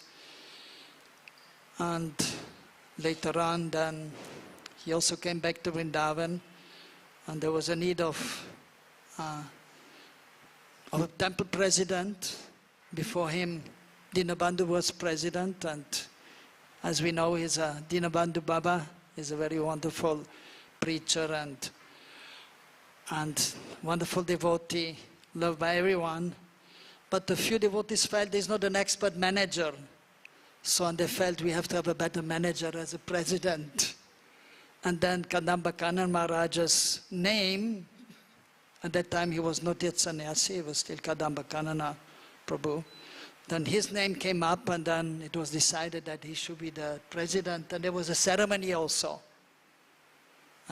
So Dinabandhu Prabhu, so he, during that ceremony, he gave the responsibility to Kadamba Kanana Prabhu, and then he was acting as a president. And so since by that time I was also again full-time serving in DT department, and I was then just shortly after he became president, actually I became head pujari. I think in 91 he became president, and 92 I became head pujari here in our temple, and so we had so much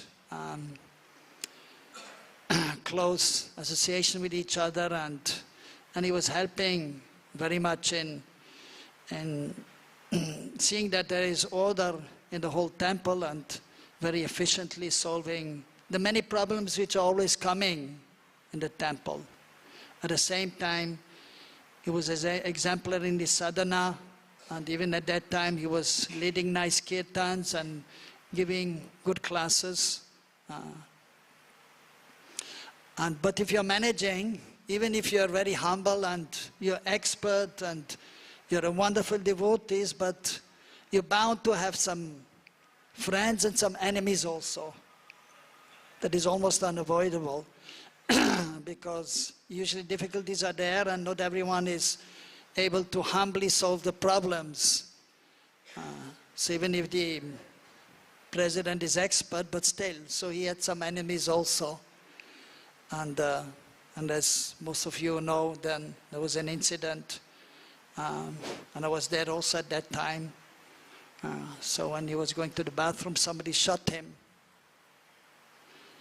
And then he came to the room and he was expressing, somebody shot me, but everyone was hearing, oh, he got a shock, because nobody could expect that something like this could happen. But then after, so he explained and he was rushed to the hospital, but by Krishna's mercy, so he was saved and he survived. But then he decided that maybe I should change my service. And the senior devotees also, they felt, well, yeah, maybe it's better you change your service. And because of his charismatic nature, because of being a good manager, but expert preacher also and kirtaniya, and he himself felt now maybe it's time for me to take sannyas. Krishna's mercy. So devotee is always positive. Whatever is happening, he sees as Krishna's mercy. So and that was a clear sign to him that I think for me now better is to leave everything. And then he decided to enter sannyas ashram, and because of his valuable seva which he had performed over the years in Vrindavan and Mayapur, and then the GBC very quickly agreed, and he took shelter actually of Jayadvaita Maharaj. Although Jayadvaita Maharaj, very scholarly person also, and very straightforward and strict, very strict devotee, but wonderful devotee also. Actually, he didn't want to take any disciples. He said, no, I'm not initiating. So we remember Lokanath Goswami, of course, a little different, but still he was doing his bhajan, and Narottam wanted to take initiation. No, I'm not taking any disciples. So also Jayadvaita Maharaj, no, I'm not taking any disciples. You can go somewhere else. I can give you some shiksha. And then, but he was then very humbly still asking him a few times, and finally, also because of his Maharaj, Kadamba Kanana Maharaj's very wonderful seva which he had done and his good qualities, then finally His Holiness Jayadvaita Maharaj agreed to give him shelter and then gave him sannyas also. And many times at the time of sannyas initiation, the name is changed. Not always, but many times. But then Kadamba Kanana Prabhu, he wanted to keep his name, Kadamba Kanana Das. And Maharaj was thinking, okay. But then he added something. Kadamba Kanana Rasa Parayana Swami. And then after that, so His Holiness preached actually all over the world. So because we were good friends, so we kept in contact. And so in the beginning, I remember he was in New Zealand, Australia. But then being from Europe, he also, again, stayed quite some time, especially in the summer, in Europe, in Germany, Holland, Switzerland, usually, and there in Switzerland also everywhere there's a Ferienlager, a retreat, like we have here in Govardhan. There in the summer they have a retreat, and usually he was invited there with Satyananda Maharaj 1 year I was also there, and we met there, and so actually a few times he asked me, when you want to take sannyas, I'll give you sannyas. I said, okay, nice, good. And now then, well, 1 year ago, I had some things I wanted to discuss with him. And then he revealed to me that he's in a, as we know, he had already cancer before, but he overcame it. And then so he revealed to me that he has cancer, 4th stage, and he will have to give up the body. But he was detached, as we know, as a great devotee is. And I was saying, well, I hope you can stay as long so I can take sannyas. I said, okay, we hope so. And then he came here in September, and what to do? I couldn't take sannyas yet. I knew what to do. And then even I spoke to him the last time, and then he said, well, maybe you can take from Jayadvaita Maharaj. He's very merciful. And I said, okay, let's see, I'll speak to him. Let's see when the time comes. Still the 50th anniversary is coming of our installation of the deities, and after that we may see. And you have very nice exchanges I had with him, and a spiritual, discussing spiritual topics. So in Europe, in Switzerland, and of course he was preaching also in South Africa, and it was very much liked there, and I believe many disciples also there. Many disciples are here from South Africa? No, not many, a few. And then in England also, in Europe, and some preaching in America also. So I believe he has 1,100 disciples, right? Yeah. So very, actually, wonderful preacher. Of course, we have so many wonderful preachers, but because he spent so much time in Braj, 80 till 84, I believe, and then 91 till the time when he got shot, again 4 or 5 years. So then if one is staying here, then actually Braj, one becomes part of Braj, or Braj is there in the heart. So then when he was preaching, usually he was preaching about Braj also. And of course, but of course, because he stayed also in Mayapur quite some years, so he had so much love and affection for Mahaprabhu, and of course as a genuine spiritual master representative of both Mahaprabhu and Radha Krishna. But at the beginning, after he took sannyas and he was preaching, he was more in the mood of worshipping Mahaprabhu and also speaking about Mahaprabhu, and he was also writing a book about Mahaprabhu's Rasaparayan Prabhu. He wanted to write a book about Mahaprabhu's pastimes. Did he ever complete, or is almost complete, or? Nearly done. Okay, you're doing the final things. Who is taking responsibility? You or no? Somebody else? Keshav Maharaj. Okay. And so always preaching a lot about Mahaprabhu, but still, because he stayed in Braj many years speaking about Braj. And of course, but at the end of his life, so he wanted to spend here in Braj and give up his body in Braj. And so I met him a few times, and just maybe 10 days before he left, I also spoke to him privately for half an hour. And then, of course, what is the ultimate destination? We want to enter Gaur Leela, and then we want to enter Krishna Leela. So, and in this regard also I was asking him, so what will be, so your seva for there? And he was indicating, well, I'll give messages between Radha and Krishna. So as we know, some of the gopis, but even sometimes the gopas, they give some messages to the divine couple, from Krishna to Radharani, where they should meet, or Radharani to Krishna. Mostly from Krishna's side. He's very eager to meet Srimati Radharani, of course Radharani also. So, but of course at that time, and because it is very confidential, and so, but it was just about before leaving this body, so we spoke a little something, but and then we left it at that. So many wonderful memories are there of His Holiness Kadamba Kanana Maharaj as an expert manager, as a wonderful kirtaniya, and we know that in the different kirtan melas, in Mayapur or even in the West, wherever he goes, and he was there in the kirtan melas, and very, very powerful and very enthusiastic chanting of the Maha Mantra, and attracting so many devotees, enthusing many devotees. And his lectures also very wonderful, deep, and very practical, down to earth. So he was an empowered devotee to help devotees come to Krishna consciousness, help devotees to make advancement in their Krishna consciousness, and also showing the path of how they can come to the highest stage.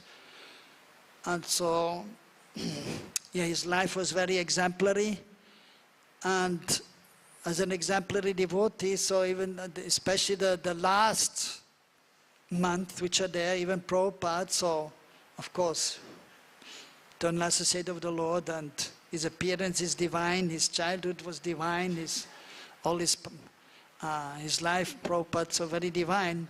Of course, coming from the West, so sometimes our birth in this world is not so divine, but then by the mercy of the Lord, of course, sometimes, as even Prabhupada said to his Western devotees, and we understand that some devotees already in last life, they were practicing, and as Prabhupada said, that my spiritual master sent you to help me in propagating Krishna consciousness. So certainly already he had impressions from the last life, therefore he was quickly an advanced stage, and quickly was able to come to stay in Vrindavan, in Mayapur, and did such a wonderful service for ISKCON society, and therefore all the many of the senior devotees of our society, they had so much respect for him, and even before leaving the body, they spoke to him and wishing him well, and according to the situation. So very wonderful devotee, and very good memories are there of His Holiness Kadamba Kanana Maharaj. His Holiness Kadamba Kanana Maharaj ki. Yes, so just the last point was about exemplary leaving this world also. So at one point, so first when he came here, he was still taking prasadam, because he came, I believe, September, right? September, mid-September, and so he was still able to take prasadam. And then, actually even Prabhupada one time said, a Kshatriya, he will fight till the end, even if his head is cut off. He has the sword in the hand, and he will still wield the sword. So His Holiness was like that, so his fourth stage of cancer, but still he was there, I have to preach. And he was taking out the devotees on parikrama in different places, and then preaching, doing kirtan, as everything is okay. But then, of course, in the winter, then it became more difficult, very cold, and then after, at one point, I met him also, and then he told me I cannot, I can eat, but still, system is not working, I cannot pass. So I think now it's time for me to leave. And then he stopped eating, and he was just drinking only liquids, and then only taking water. But even at that point, he was only taking water, but still, then he was speaking to the devotees, and they had kirtan. And then even the last message was there, which he recorded. And you can see, very, very clear in consciousness, not affected by the old age. Very clear in consciousness. And every word which he was saying is very, very clear and important instructions he gave to his disciples in his last recorded speech also, which was also shown at the disappearance day. So actually I was not able to fully attend because I had some other engagement which was fixed from before. So I'm happy that the disciples arranged, I think here in Vrindavan is the first observance of Vyasa Puja in a nice way. Before, because I mean, one of his disciples, Adi Keshav, is in the DT department since many years, so, and I knew, so his birthday, his appearance day is in April, according to Titi, today's according to Titi, the day before Gadadhar Pandit's appearance day. So he appeared the day before. According to Western calendar, the date, you know? 12th April, yeah. So, and then I asked him, so Guru Maharaj, Vyasa Puja, yes, we're doing a small program with some of the disciples. So it is nice today, the first nice program is there with many devotees attending. So we have the opportunity to speak a few words about His Holiness. So His Holiness Kadamba Kanana Maharaj ki. Hare Krishna. Hare Krishna. Thank you, Mukunda Prabhu. So if you can request Pandita Mataji to come and offer her offering.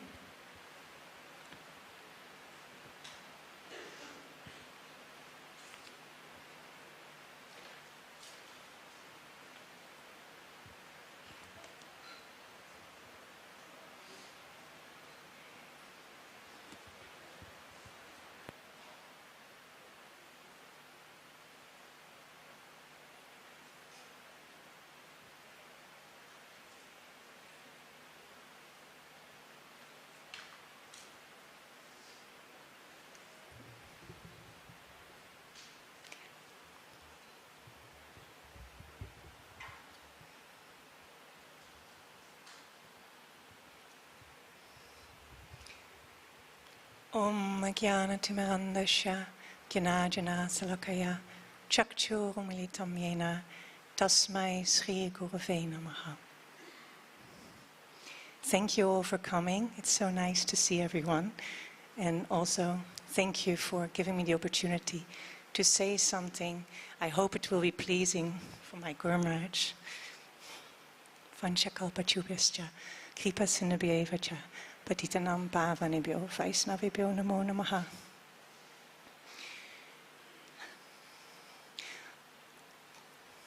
Gurudev, for their interest only, Sri Guru, Sri Gauranga, their satisfaction, no consideration of own, selfless, exclusively devoted, Gurudev. You, an unalloyed, surrendered soul, explicit faith, the mercy flows, Gurudev. Devotion without calculation, profound, complete dedication, heart absorbed, Gurudev. Krishna is in the heart of his pure devotee, in their every thought, deeds and words, cemented in affection for him. Service sprouts spontaneously. Gurudev, your whole being belongs to the mission, that mission of Sri Chaitanya Mahaprabhu, constantly merged in thoughts how to spread the message of divine love to all. Gurudev, from your earnestness, great strength and determination manifest, never swaying from your goal, sacrifice to the highest degree. You are the true representative of that great ideal.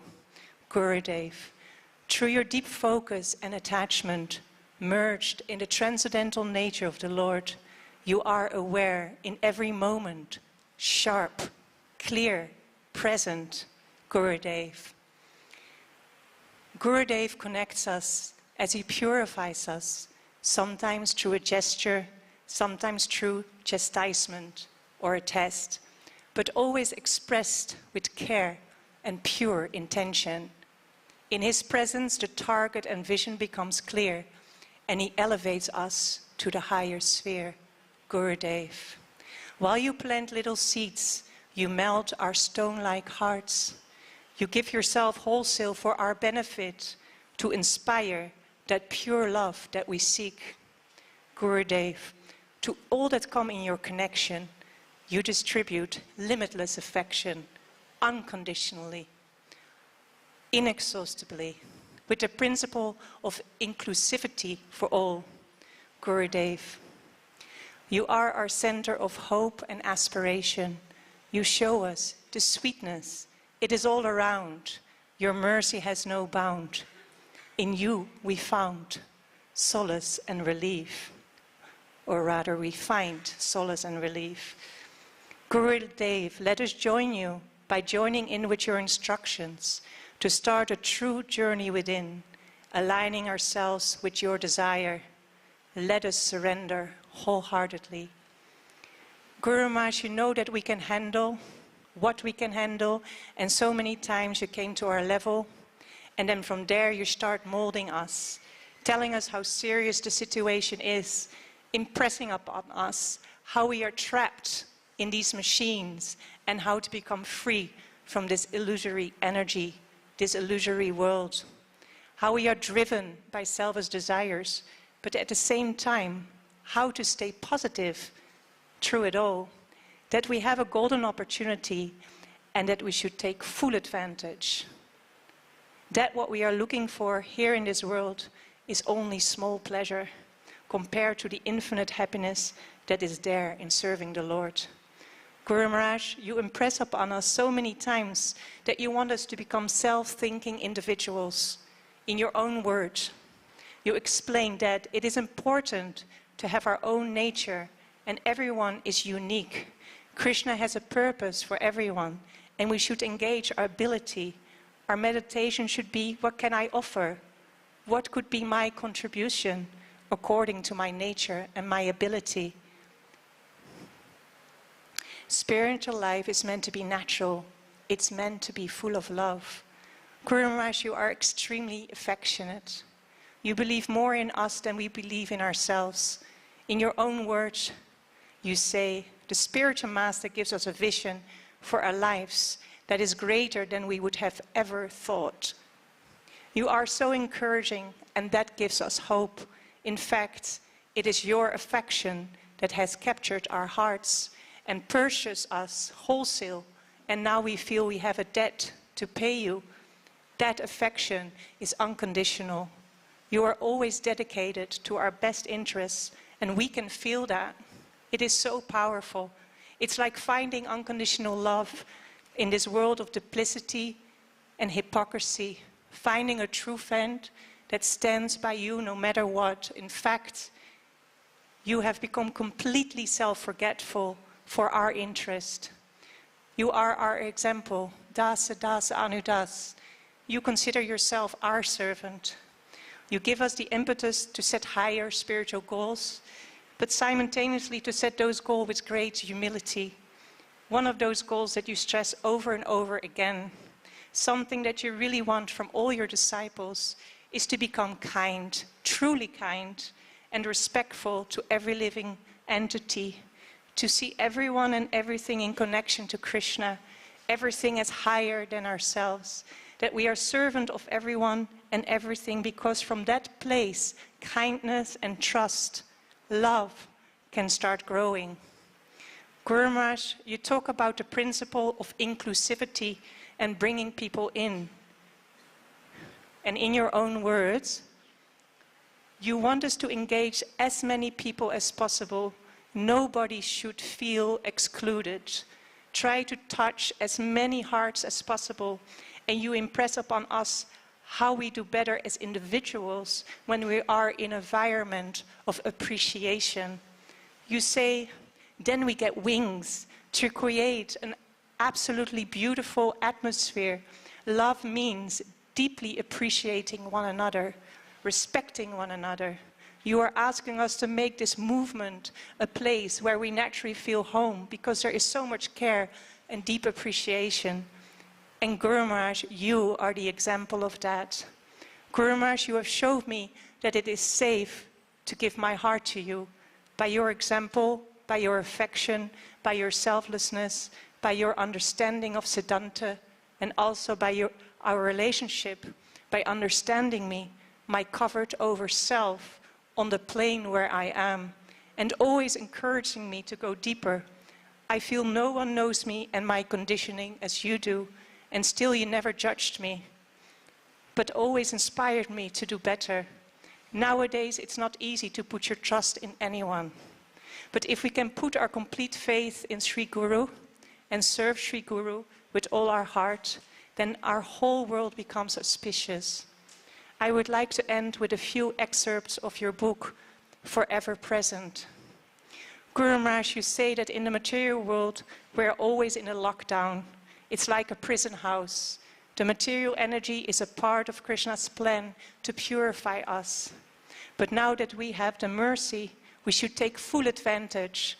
The Supreme Lord's purpose is to increase loving relationship eternally. Let nothing come between us and the final goal of life. Let us be absorbed in the service of the Lord. Let us put all self-interest aside and simply make Krishna's agenda our agenda. We have to conquer Krishna. So do something wonderful for Krishna. Make your life a beautiful offering. We will become part of the mercy by giving the mercy to others and to our contribution to the mission. Take charge of your spiritual life. Have a vision, he would say so many times. Where are you going and who are you taking with you? Let us do something to live the way Krishna and Srila Prabhupada want. Let us align ourselves with the desire of Krishna and the spiritual master. They are always present. Whatever is important to my guru should be important to us. We have to offer our whole existence in that relationship. We need to bring spiritual life to a stage of non-compromise. For Krishna, nothing but the best will do. Let us become what our spiritual master wants us to be. That is where the magic will be. The relationship will be alive and forever. Thank you so much, Guru Maharaj. Hare Krishna. Thank you, Vanita Mataji. If I could ask Revati Mataji, if you could kindly offer your offering. Thank you. Let's see if we can read meanwhile something. Amazing blessings. When the spiritual master is deeply pleased within his heart, then we get his greatest blessings. When the spiritual master is truly pleased, then Krishna is very pleased. Automatically, the mercy will rain upon us and everything magical will happen. So one must really go out of one's way and simply carry on until the spiritual master is really pleased. Hare Krishna.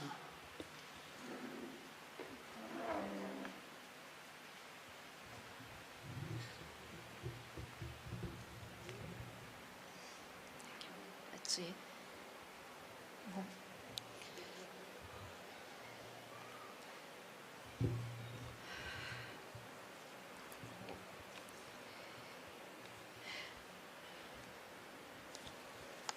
Hare Krishna, my dear Gurudev. Please accept my humble obeisances and all glories to Srila Prabhupada, Srila Advaita Maharaj, and to you. Vyasa Puja, you might be present in this world or not, is a time to reflect on the past and to look towards the future. To remember the past in order to understand what we have experienced and learned with and from you, and to look towards the future, to make plans how to apply it, how and where to improve oneself, and most important, to start to change right now.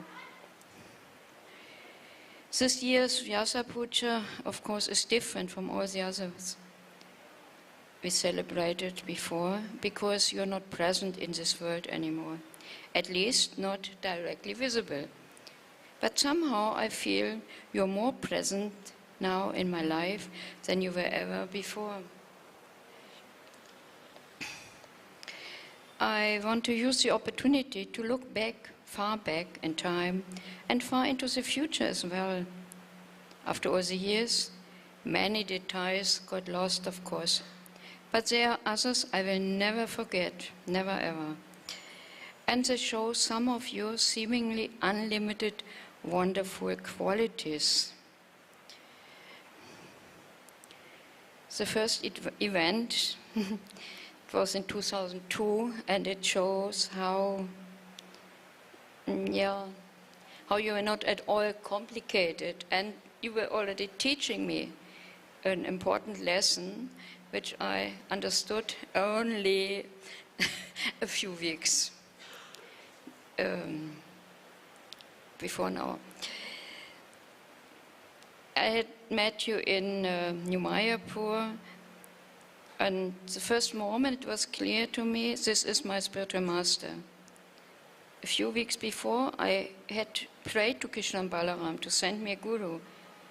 And then they arranged I could be there for the festival and meet you. It was amazing. I had returned to Golokadam after the festival, and you came to Golokadam for Janmashtami. That was an important sign for me. Yeah, I was a little bit shy by nature and somehow scared of being rejected. So I asked you indirectly, what are your requirements to be accepted by you? And your reply was as indirect as my question. It was a funny thing. You said, oh, this will take time. I'm a sannyasi. Too many Matajis. This is too much for me. But somehow you acted already as my spiritual master, gave me some good advice, and we were talking about moving to New Mayapur, and I did it. And then, about 1 year later, when I met you, I think it was Radhadesh, and asked you, would you officially accept me now? I had become a little bit more brave. You were so surprised. How could it be more official? You again and again asked me about so many things. And only then I understood I was already accepted from the first moment. It was an important lesson because now, only now, I understand when something is really important for us, then we have to be straight and not try to come from some other side.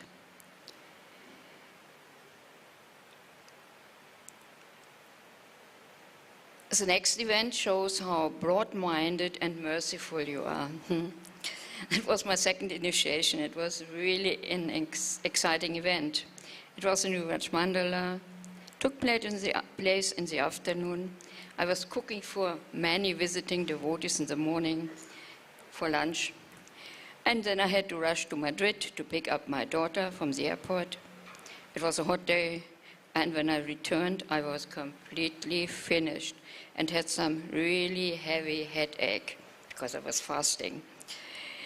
So, but it became even worse, because then you personally examined me. Some weeks before, I had thought it was easy, because you had told me to download a certain test and give the answers, to write them down. And I had spent so much time writing down everything. I didn't understand that you did not want some type of essays, but just the standard ISKCON answers. Seeing my stack of paper, everything written by hand, you didn't even have a closer look at it. But just put everything aside, I will ask you. Wow. This moment I had some type of nervous breakdown and didn't know anything anymore. I don't want to claim that I knew very much, because I was a crazy Sivaholic, and I had never time to systematically study. But something I knew, and at least at this moment, at least up to this moment, when you put everything aside. But then you were so incredibly kind. Literally, put the words into my mouth. I know you know this. And I had to control myself in order to not start crying. It was so embarrassing. But now, thinking of these moments, I just laugh and laugh and laugh. It's funny somehow.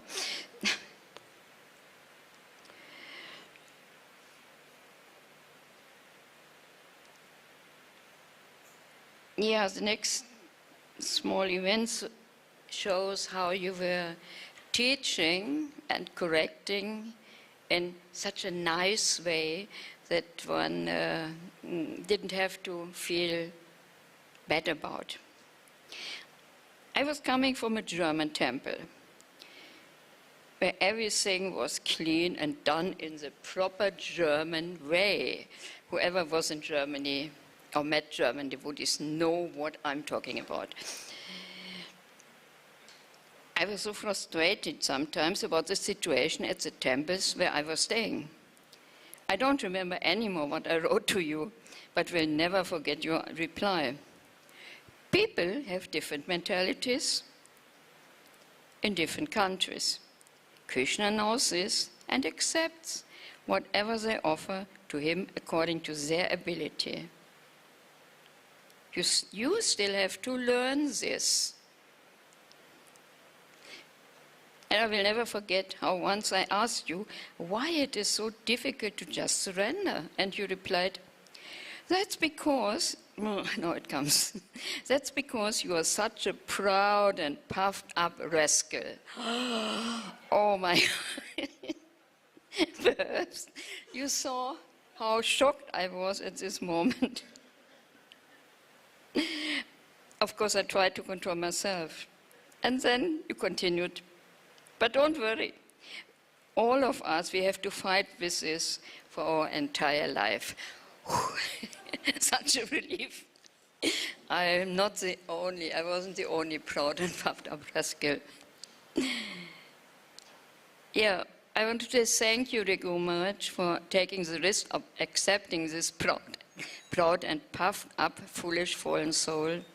Thank you for your kind and patient guidance during all the years. Thank you for not giving up on me and tolerating my stubborn German mind.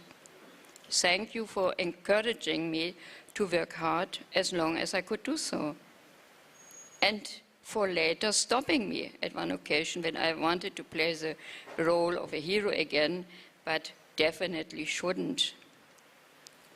Thank you for again and again assuring me that it's okay, that I'm still okay, even when I feel so useless now. Thank you for having such a strong faith in the power of the holy name. And thank you for being so approachable to everyone, for everyone. Some years ago, we were talking about the body becoming old and that we might have to adjust our seva accordingly. But in my case, you said, an astrologer had predicted that at the age of 68, I will start a great project. I have no idea what it might be, but I look forward to becoming 68. Who could have imagined that your great project would be to teach us how to live the body? Thank you for giving everything for your disciples and other devotees, for giving so much attention, spending so much time with kirtans, parigrams, classes and talks, even during the last months when everyone would have understood and accepted that it's time for you to take care of yourself. You gave such a wonderful example. Vyasa Puja is the time where we can ask for a blessing. My body will become 60 this year. What should I desire for this life? Other to go back home. And the body is already shutting down little by little. So no big aspirations anymore. It can be over at any moment, perhaps only after 20 years, or even within 20 seconds, who knows. But still, there is a desire for my eternal life afterwards. Yes, you gave me some hope to really go back home after this lifetime. Once I heard, not too long ago, that back in Golok Vrindavan, one will not recognize each other anymore. And somehow I found this really disheartening, because I was dreaming of meeting you there. It pacified me to imagine how you were waiting for me, telling Krishna, Just let her in. She's my disciple. This might have been just a dream, but please, if you want to give me any blessing, then bless me, that I will be able to meet you again, to somehow or other serve Krishna side by side with you. So at least there is some hope against hope, and perhaps by your blessings, my dream will become reality. Yes, although in one sense you are more present than ever before now, still I'm missing you, the most important person in my life for so many years. But on the other hand, I'm happy for you, because I'm sure that Krishna fulfilled your desires and that you are with him now in your spiritual body and in your eternal relationship with him. Yeah.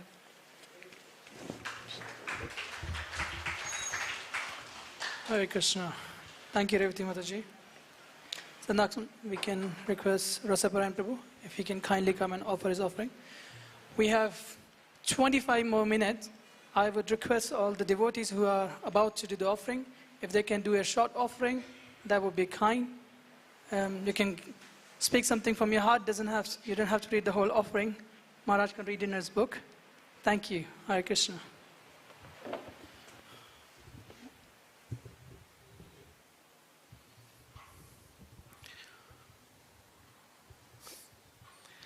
Om Agyana Timirandasya Gyananjana Shalakaya Chakshurunmilitam Yena Tasmai Shri Gurave Namaha Mukam Karoti Vachalam Pangum Langayate Girim Yat Kripa Tamaham Vande Shri Guru Dinataranam. So, Guru Maharaj in one class was mentioning about the offering of His Grace Bhurijan Prabhu. Like, one of the offering for Srila Prabhupada by Bhurijan Prabhu. And Bhurijan Prabhu said, like, Prabhupada, it's been 40 years and I'm still here. And that's it.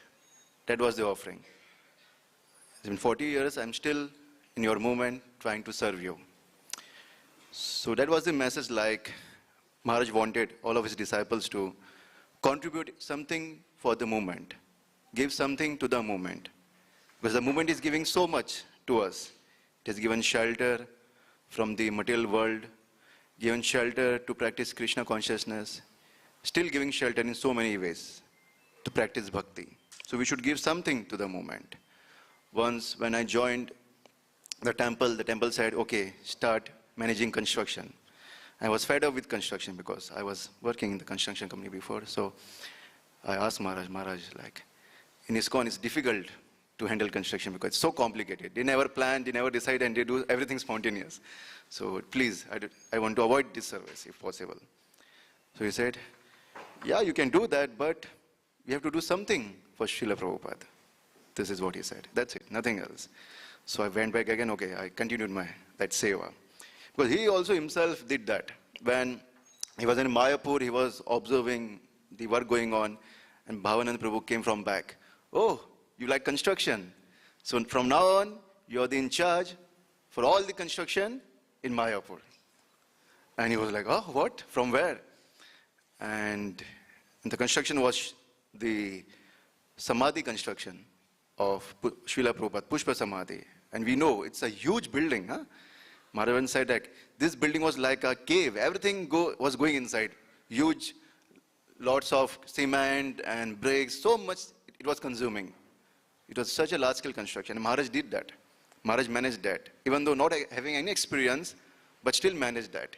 Himself went to Makarana to purchase all the stones, dealt with the contractors, from morning till night, busy. Once he was sharing his experience with His Holiness Jayapataka Maharaj. Because Jayapataka Maharaj was the one who was providing the check for the payment. And Maharaj went to his room, like to his office. And Maharaj said, oh, I'm just busy with the meetings. Please wait for a few minutes. And from evening it went to night, 9 o'clock. Then he said, oh, you're here? He opened the door and he put a check. Then he changed the topic. Okay, let's discuss on this topic.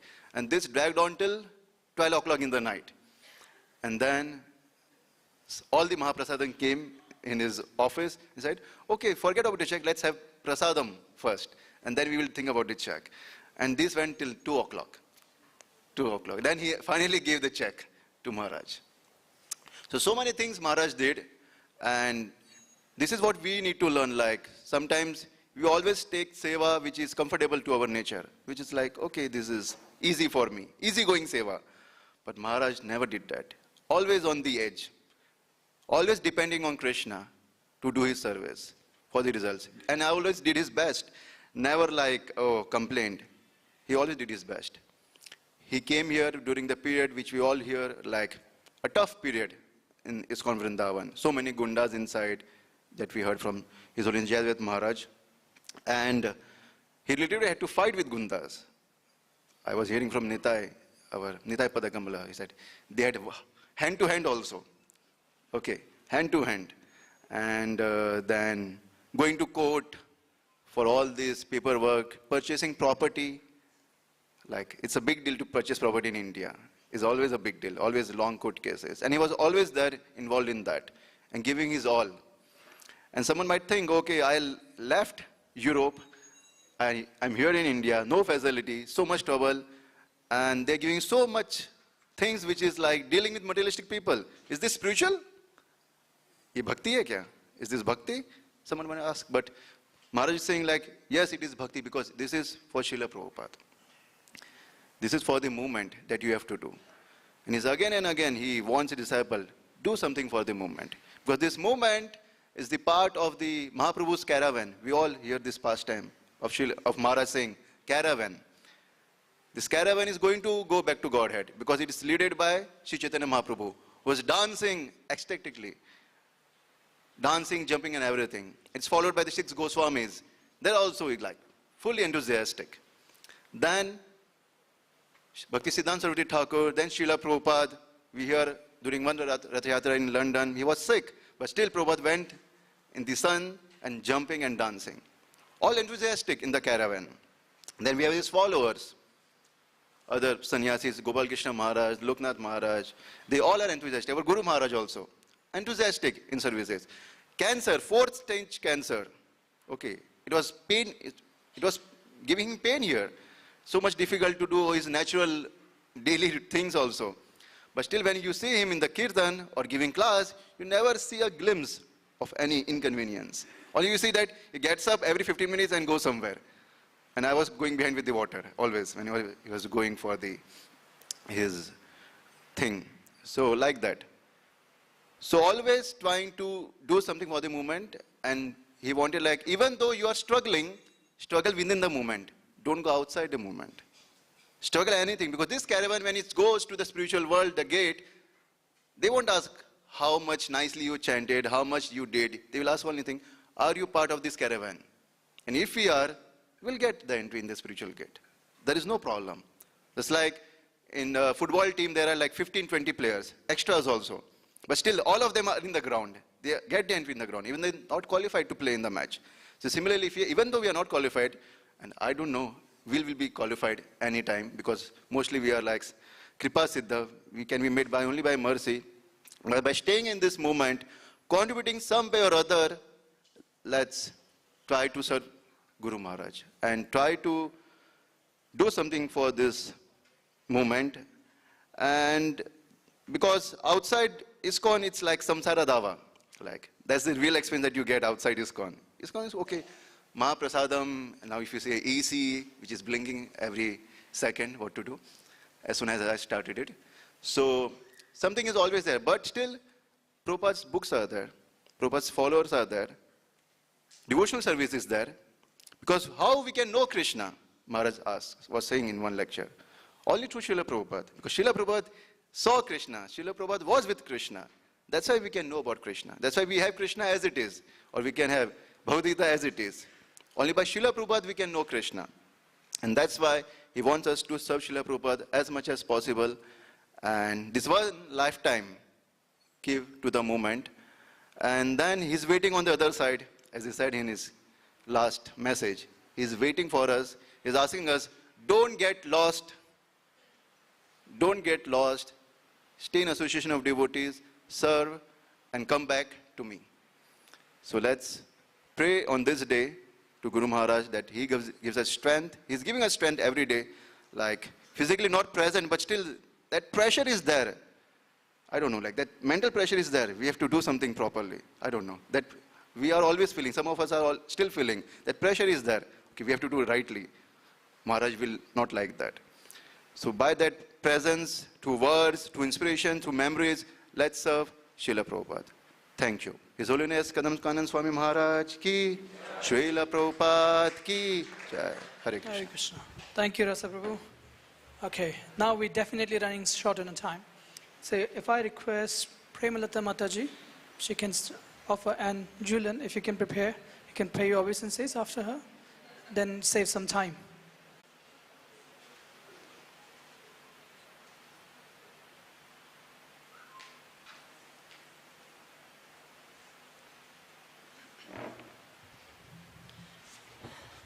Hare Krishna, thank you very much for letting me try a little bit glorify my beloved Guru Maharaj.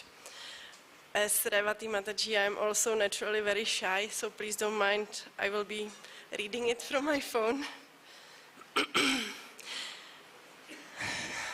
I feel very grateful for having met His Holiness Kadamba Kanana Swami Guru Maharaj, who was and still is love, kindness and compassion personified.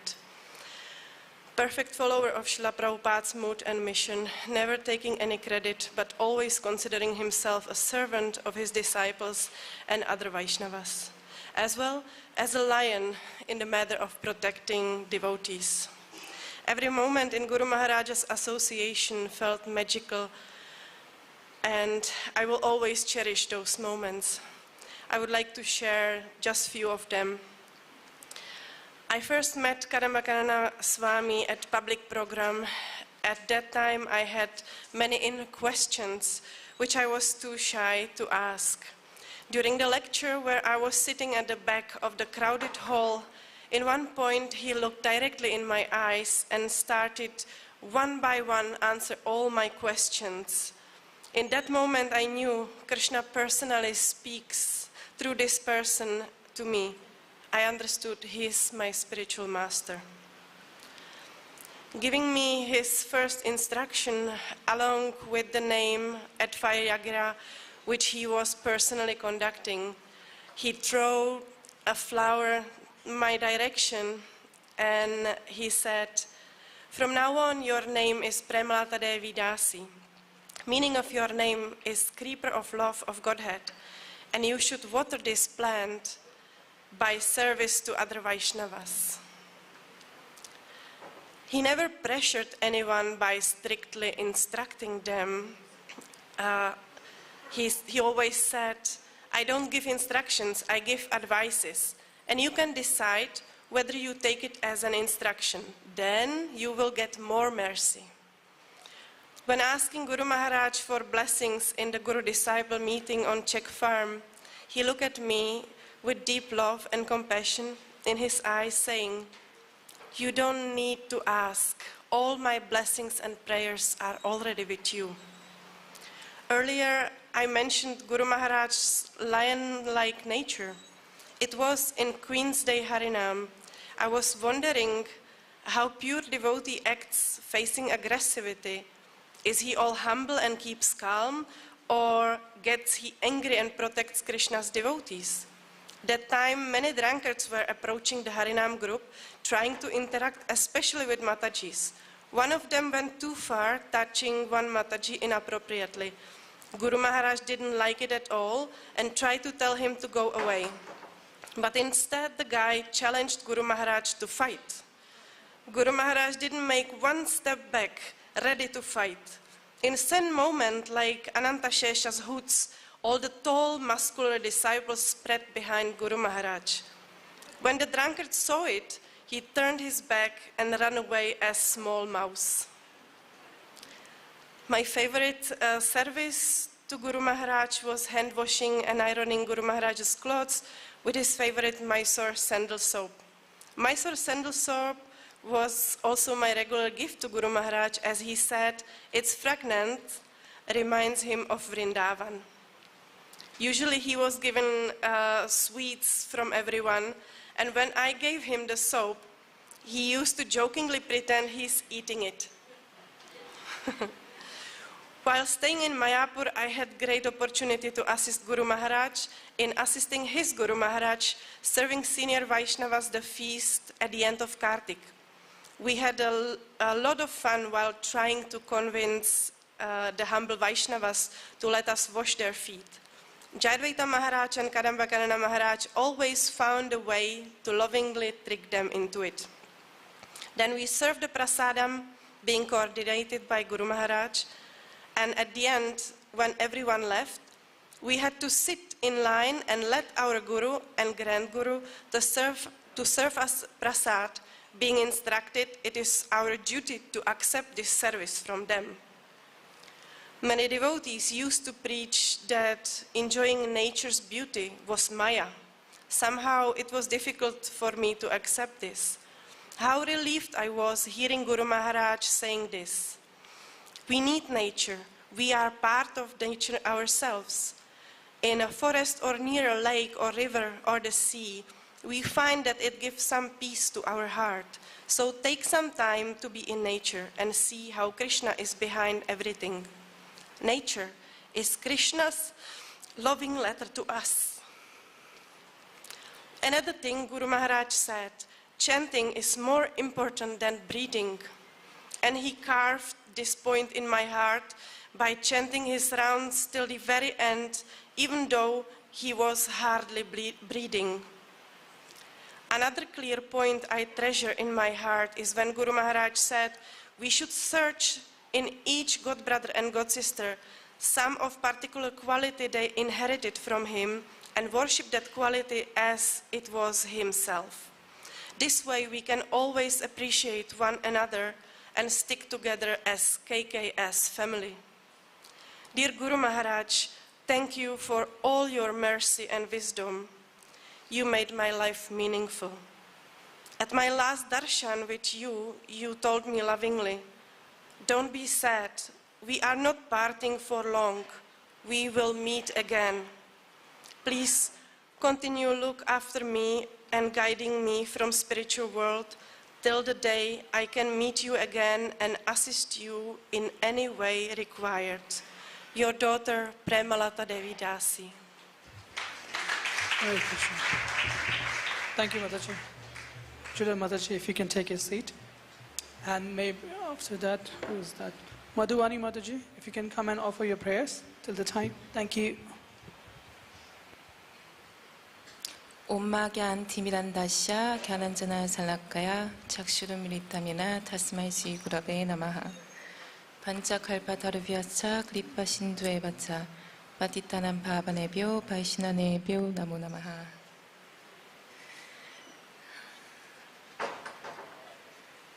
Hare Krishna. I am very humbled and amazed to hear different stories of Maharaj from different people. So that inspired me. I mean, it's discovering like new aspect of Maharaj more and more. It's like unlimited nectar. So it inspired me to share my bit. So His Holiness Jayadvaita Swami Maharaj said during Maharaj's memorial, he said there are two sides of Maharaj's devotional abilities and qualities. One is Kshatriya or managerial quality, and the other is Brahmana, which is sadhu and preacher side. And he excelled in both. So as I practice Krishna consciousness, I realized that it's actually hard to become Krishna conscious when you have these good qualities. Because the tendency is that it's easy to take shelter in your good qualities. So therefore, I have to pray harder to stay in Krishna conscious. But I can just briefly I can just imagine that how intense Maharaj would pray, having these all qualities and expert in many things, but still engaged in Krishna service. Or I also thought, when I heard some pastime of Prabhupada,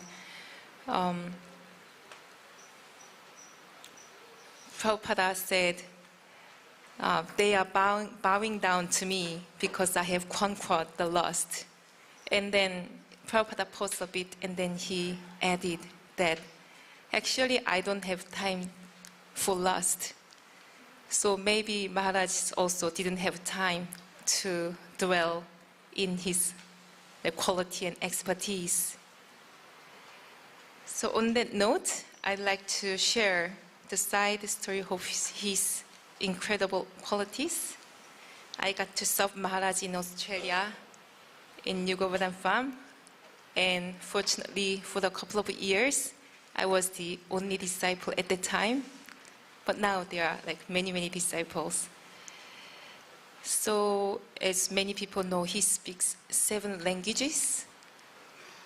And I wonder, like Panchagoda Prabhu asked, I also asked Maharaj how he could do that, because I was struggling with just one language, English, which I am still.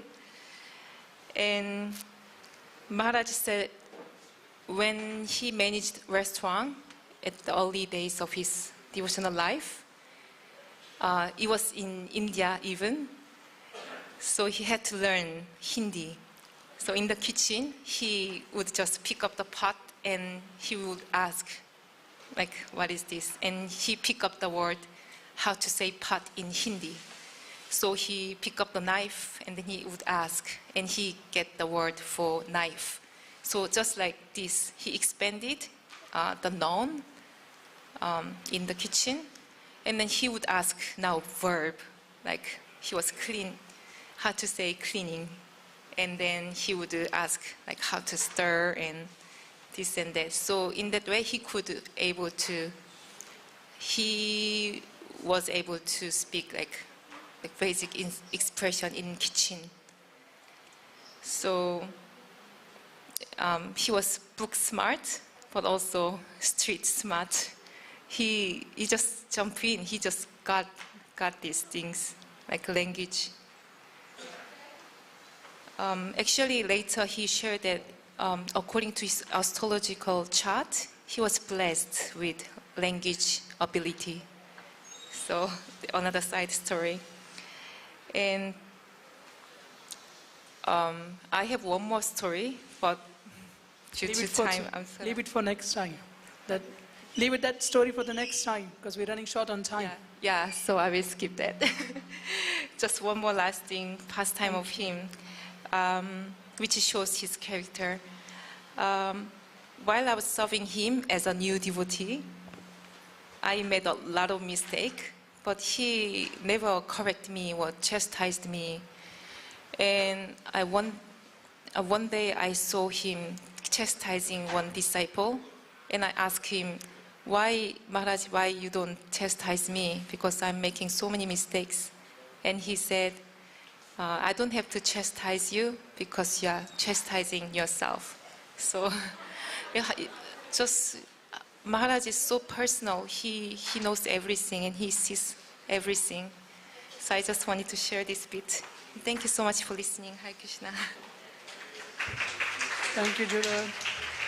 If Madhuvani Prabhu, Mataji, if you can take a chair. Thank you. And Divya Gita Mataji, if you can offer your prayers.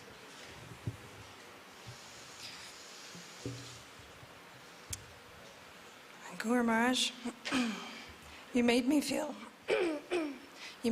accepted always. You made me feel safe and protected. For everything I was and for everything I am, you could see past all of my conditionings, my hang-ups, my turbulent complexities and my anxieties. You pointed out qualities I didn't feel I had, but it made me feel like you could see something in me that I could grow into or grow towards. You knew my heart, even without me saying, and you didn't mind me. You saw the best in me, even if I didn't see it in myself. You acknowledged my feelings, but also encouraged me onward. You knew that it wasn't who I was in actuality. You would say things like, yeah, what to do? We somehow just need to keep rising above. And you would say that you wanted to be my friend in who I could rely. You would reassure and do this for many of us, especially the more fragile of hearts. I would say, Guru Maharaj, I make mistakes and it can frustrate people. And you would say, who cares? We all make mistakes. And I would say, but Guru Maharaj, I make a lot of mistakes all the time. And you would gesture with a wave of your hand and say, it doesn't matter. You're trying and that is what's important. I love that you could be so completely understanding of what each person needed, how you could allay fears with just a few words and lift the burden of pressure weighing in the heart. I treasure this beyond words. I will forever be amazed by your ability to give so much. You gave everyone so much that I can't even begin to fathom it, especially in the last months of your manifest Leela. To still be so available to everyone, by this example of strength, you showed us the unlimited power of Krishna's mercy. And all the way through, this has been your trademark, and it is what is so faith-giving. That no matter how busy your schedule was, how tired you may have been, or run down physically, you would always make everyone feel like you had time for them. And you would often push through or reschedule and make sure to follow up or ask people to remind you. You wanted to know what we were doing with our lives, but you didn't want to control our lives either. You liked to hear all of the ways we were trying to make Krishna the center of our daily activities and how we were trying to share Krishna consciousness with others. I pray to the unlimited tenacity you showed in all moments. I pray to the bravery and your strength of desire and will to serve, to go so far and beyond for others, to serve and be present while still being realistic and attentive where it was needed also for yourself. Guru Maharaj, you would say to me, you know you're all right. You shouldn't be so hard on yourself. You should laugh at your life instead. You believed in me. You told me, just do kirtan, you don't have to do anything big, but just do something for Srila Prabhupada and be simple. I'm ever in awe of how you could love everyone so completely and help everyone understand their individual nature, and I loved how you liked to fan the flame of our individuality. A font of positivity and balanced realism, you are the abundance of ultimate encouragement, and you could comprehend every facet of a person and a situation and approach everything with unwavering connection to the mood and message of Srila Prabhupada and Chaitanya Mahaprabhu, which will never cease to make my heart burst with wonder. You could do this while still being completely relevant to the times and to whoever was in front of you and their situation. You could make anyone feel comfortable, immediately reading and gathering a sense of each person and how to inspire them through your profound friendliness and intuitive conversation that disarmed people, making them laugh but also making them think at the same time, allowing a chance for them to consider other thoughts or question their held ideologies. You were real and honest, light-hearted yet sober, even if you were so sick, a perfect guide of light through this darkened material existence. Guru Maharaj, you left such an impression that one need only start to think of you and within a moment your words and presence occupy completely the mind and heart and invade with such a penetrating clarity, a vision of bold character and of love. Your compassion will forever be the most shining emblem I will look up to and worship all the days of my life. Ever forgiving, ever understanding, ever connected to Shastra, your kindness was of such a transcendental quality that it captured so many souls. You knew I was a sensitive heart, and you were always there for me the times I chose to reach out, always offering me encouraging words. How fortunate. I don't think I will ever understand just how fortunate we all are to have shared in the joyful association and example of your Vapu and your Vani. Guru Maharaj, you contributed so much to this movement and you brought us all together to continue to grow, to love, and you will forever pull our hearts through all the waves of this life. And you will continue to shine the light towards the path that Srila Prabhupada and our acharyas laid out before us. Thank you for every single thing you've given to us. Dear most friend of this one so fallen, O Gurudev, who believes in me, even though I'm barely crawling. It is Gurudev in whose shelter I feel protected and whole. He is my compass, my anchor, tied irrevocably to my soul. Your kindness and support sustains my life, my faith, a pillar of absolute truth, the transparent biomedium of Srila Prabhupada's grace. You are the encouraging force carrying me on when I could barely break apart, surely break apart. You are the only wealth of my heart. my only hope that I have, the only one truly worth living for. You told me it's okay to be insignificant and small, to be nobody, to not have wings but to walk, that it is the path that is so glorious and so blessed. And if we stay sober, balanced, and see both sides like this, we're going to overcome all obstacles and all tests. My life is yours, and I thank you for being the guardian of my bhakti. I am eternally begging for your mercy and a chance to serve you. Yours affectionately, Madhuvani Dasi. Thank you, Madhuvani Mataji. Thank you, Divigata Mataji. If you can take a seat.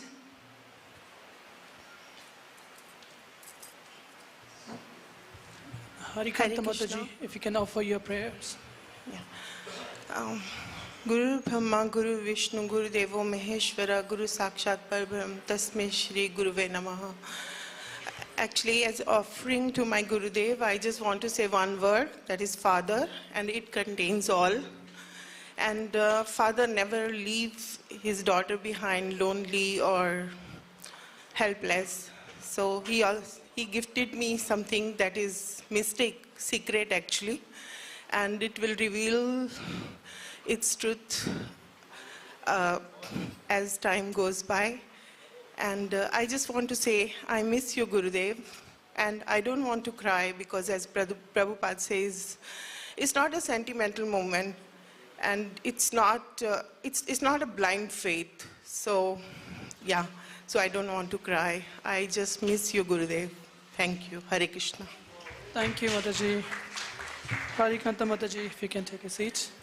Previnandan Prabhu, you can pay your obeisances. Thank you.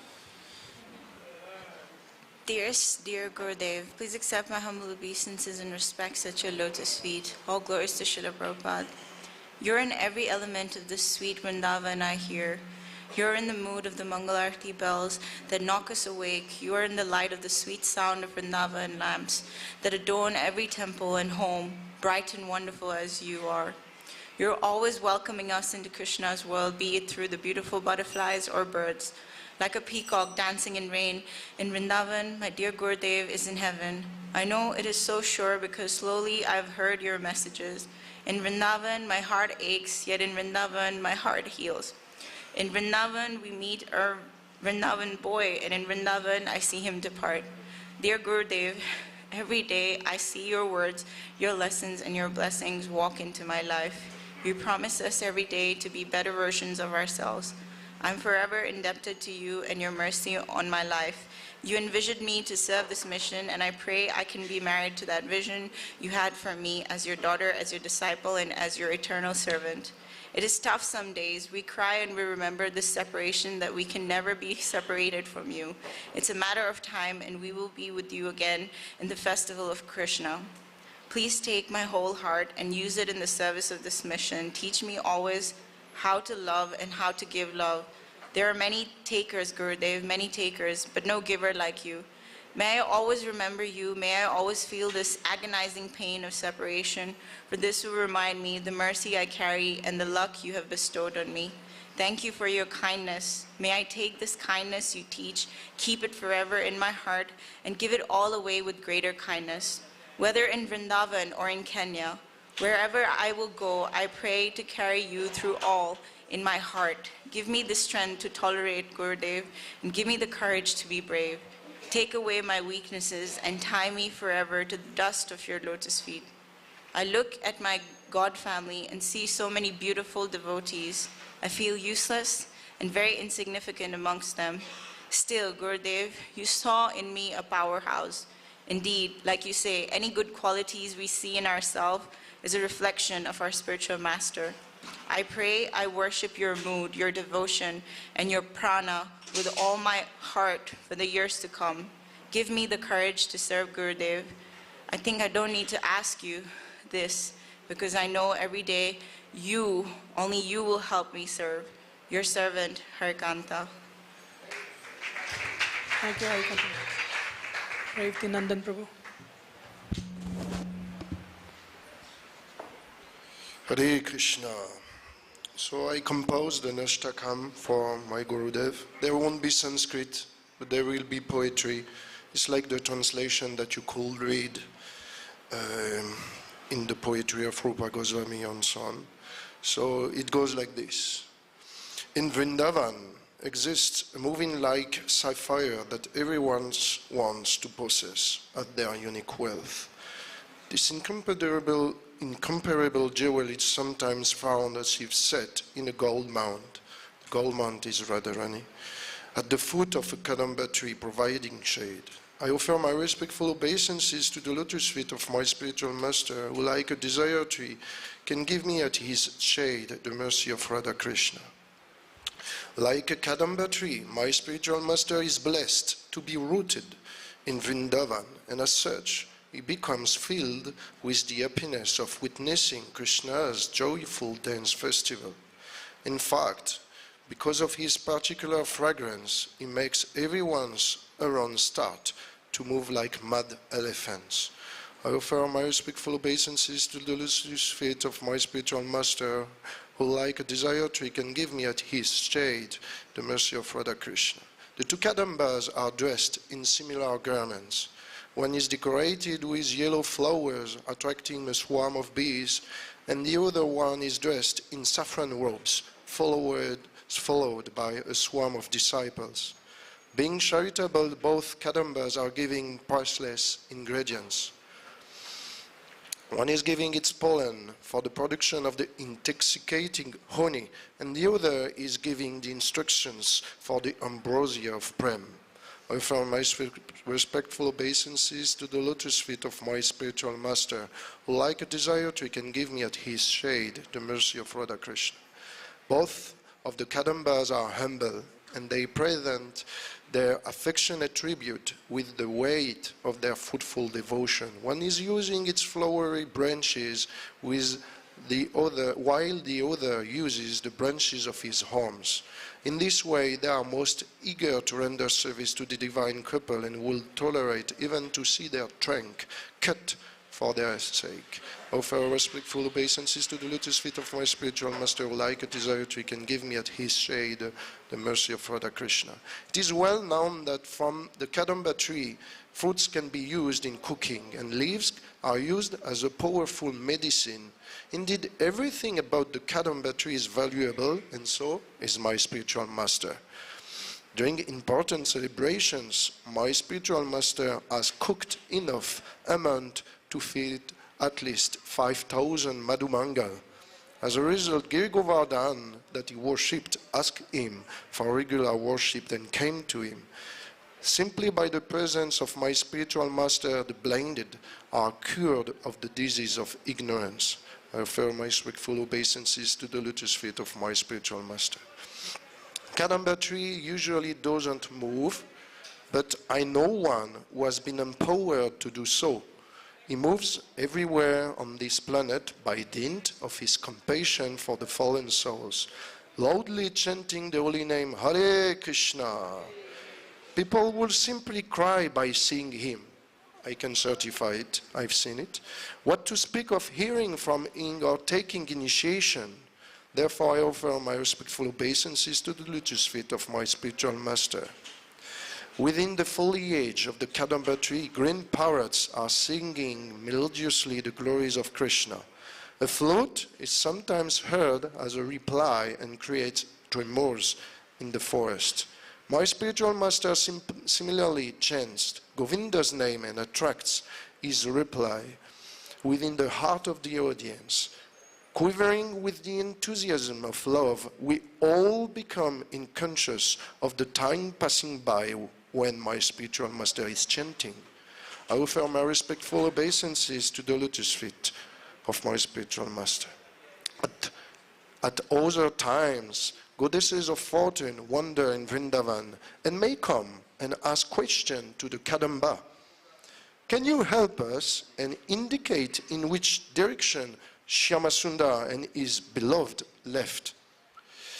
However, being well versed in the vow of silence, the Kadamba will keep the secret he has received. My spiritual master, similarly, is a fathomless source of wisdom, from whom words are all carefully chosen. By pleasing him, I may also enter into the secret garden of devotional service. So I offer my respectful obeisances to the lotus feet of my spiritual master, who is like a desire tree and can give me at his shade the mercy of Radha Krishna. Hare Krishna. Hare Krishna. Thank you. Bhadra Yavana Mataji, if you can.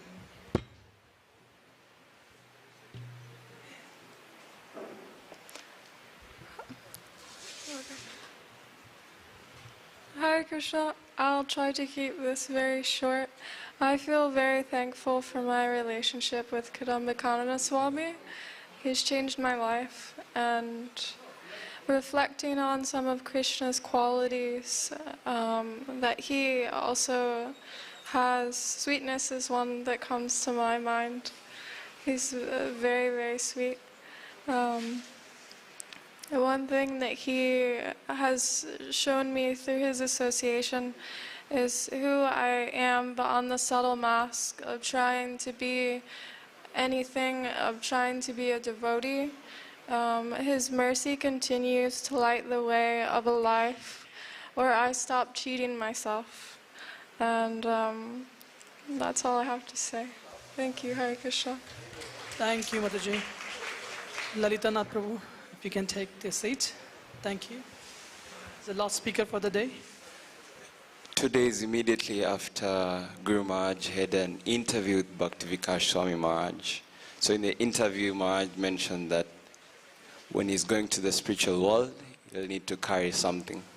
So I was curious, how is he so sure that he's going to the spiritual world? So I went the next day and asked Maharaj, are you going to the spiritual world? So he looked at me and he's like, you don't trust me? So I'm like, yeah, I'm almost getting there, so give me some benefit. So he told me that when you align yourself in this process, because evam parampara praptam, the knowledge is coming from disciplic succession. And when we attempt as disciples to Tad vidi pranipatena pariprashnena sevaya parikshanti te jnanam jnaninas tattvadarshina. We try to inquire from the spiritual master, try to render us service unto him, because he has seen the truth somehow or other. We can be able to see the truth. His Holiness Kadamba Kanana Swami Maharaj ki. Hare Krishna. Thank you, Lalita Nath Prabhu. It was wonderful to hear about Kadamba Kanana Maharaj, isn't it? So the few housekeeping things before we get into the next part.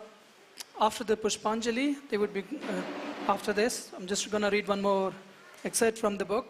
Then there would be Pushpanjali. After Pushpanjali, there would be Gurvashkaram. Then Prasadam will be served in New Pandal. Only, there would be Prasadam here as well in Balaram Hall, only for sannyasis and Srila Prabhupada disciples. Only for sannyasis and Srila Prabhupada disciples. Everyone else, please go there for the Prasadam. So let's read this last excerpt from the book. Special request. When we are in the presence of the spiritual master, there are two aspects.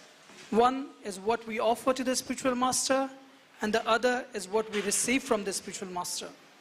We are very much on the receiving end, but after the disappearance of the spiritual master, then the crux of our relationship is what we offer to the spiritual master, because it is there that we are again strongly reconnecting and we can feel the connection coming to life. My appeal to you is to please carry on in this mission of spreading Krishna consciousness. Assist me in this moment, creating space for individuals to be human and express a human nature and keep loyal to spiritual principles. Assist me whether I'm here or not. And if you do that, then I will be there. Let us go back to Godhead this lifetime. That is the idea. For those who are strong by nature, please carry others. For those who are weak by nature, please take shelter of others. Somehow help collectively. No one is strong all the time, but some are stronger by nature and they are meant to lead and others to follow. So whatever it is, we are all taking our roles. I was given this role of spiritual leadership by my spiritual master, and I'm trying to embrace it and make that my life. You all have your part to play. Please realize what amazing, precious opportunities are being delivered through this disciplic succession. Let us do it all the way. Let's not become distracted by the petty little things of this world. His Holiness Kadamba Swami Maharaj ki. We have flowers. Hare Krishna. Hare Krishna. Now everyone can come forward. Mataji is that side, Prabhuji this side, and we'll chant the Pushpanjali. We'll chant together, we chant the Mangala Charan, and then we offer Pushpanjali to His Holiness. So because we are running out of time, so we'll chant together the Mangala Charan, and then after you can chant the... Yeah, 3 times. We say the mantra 1 time, but we offer 3 times the flowers. You will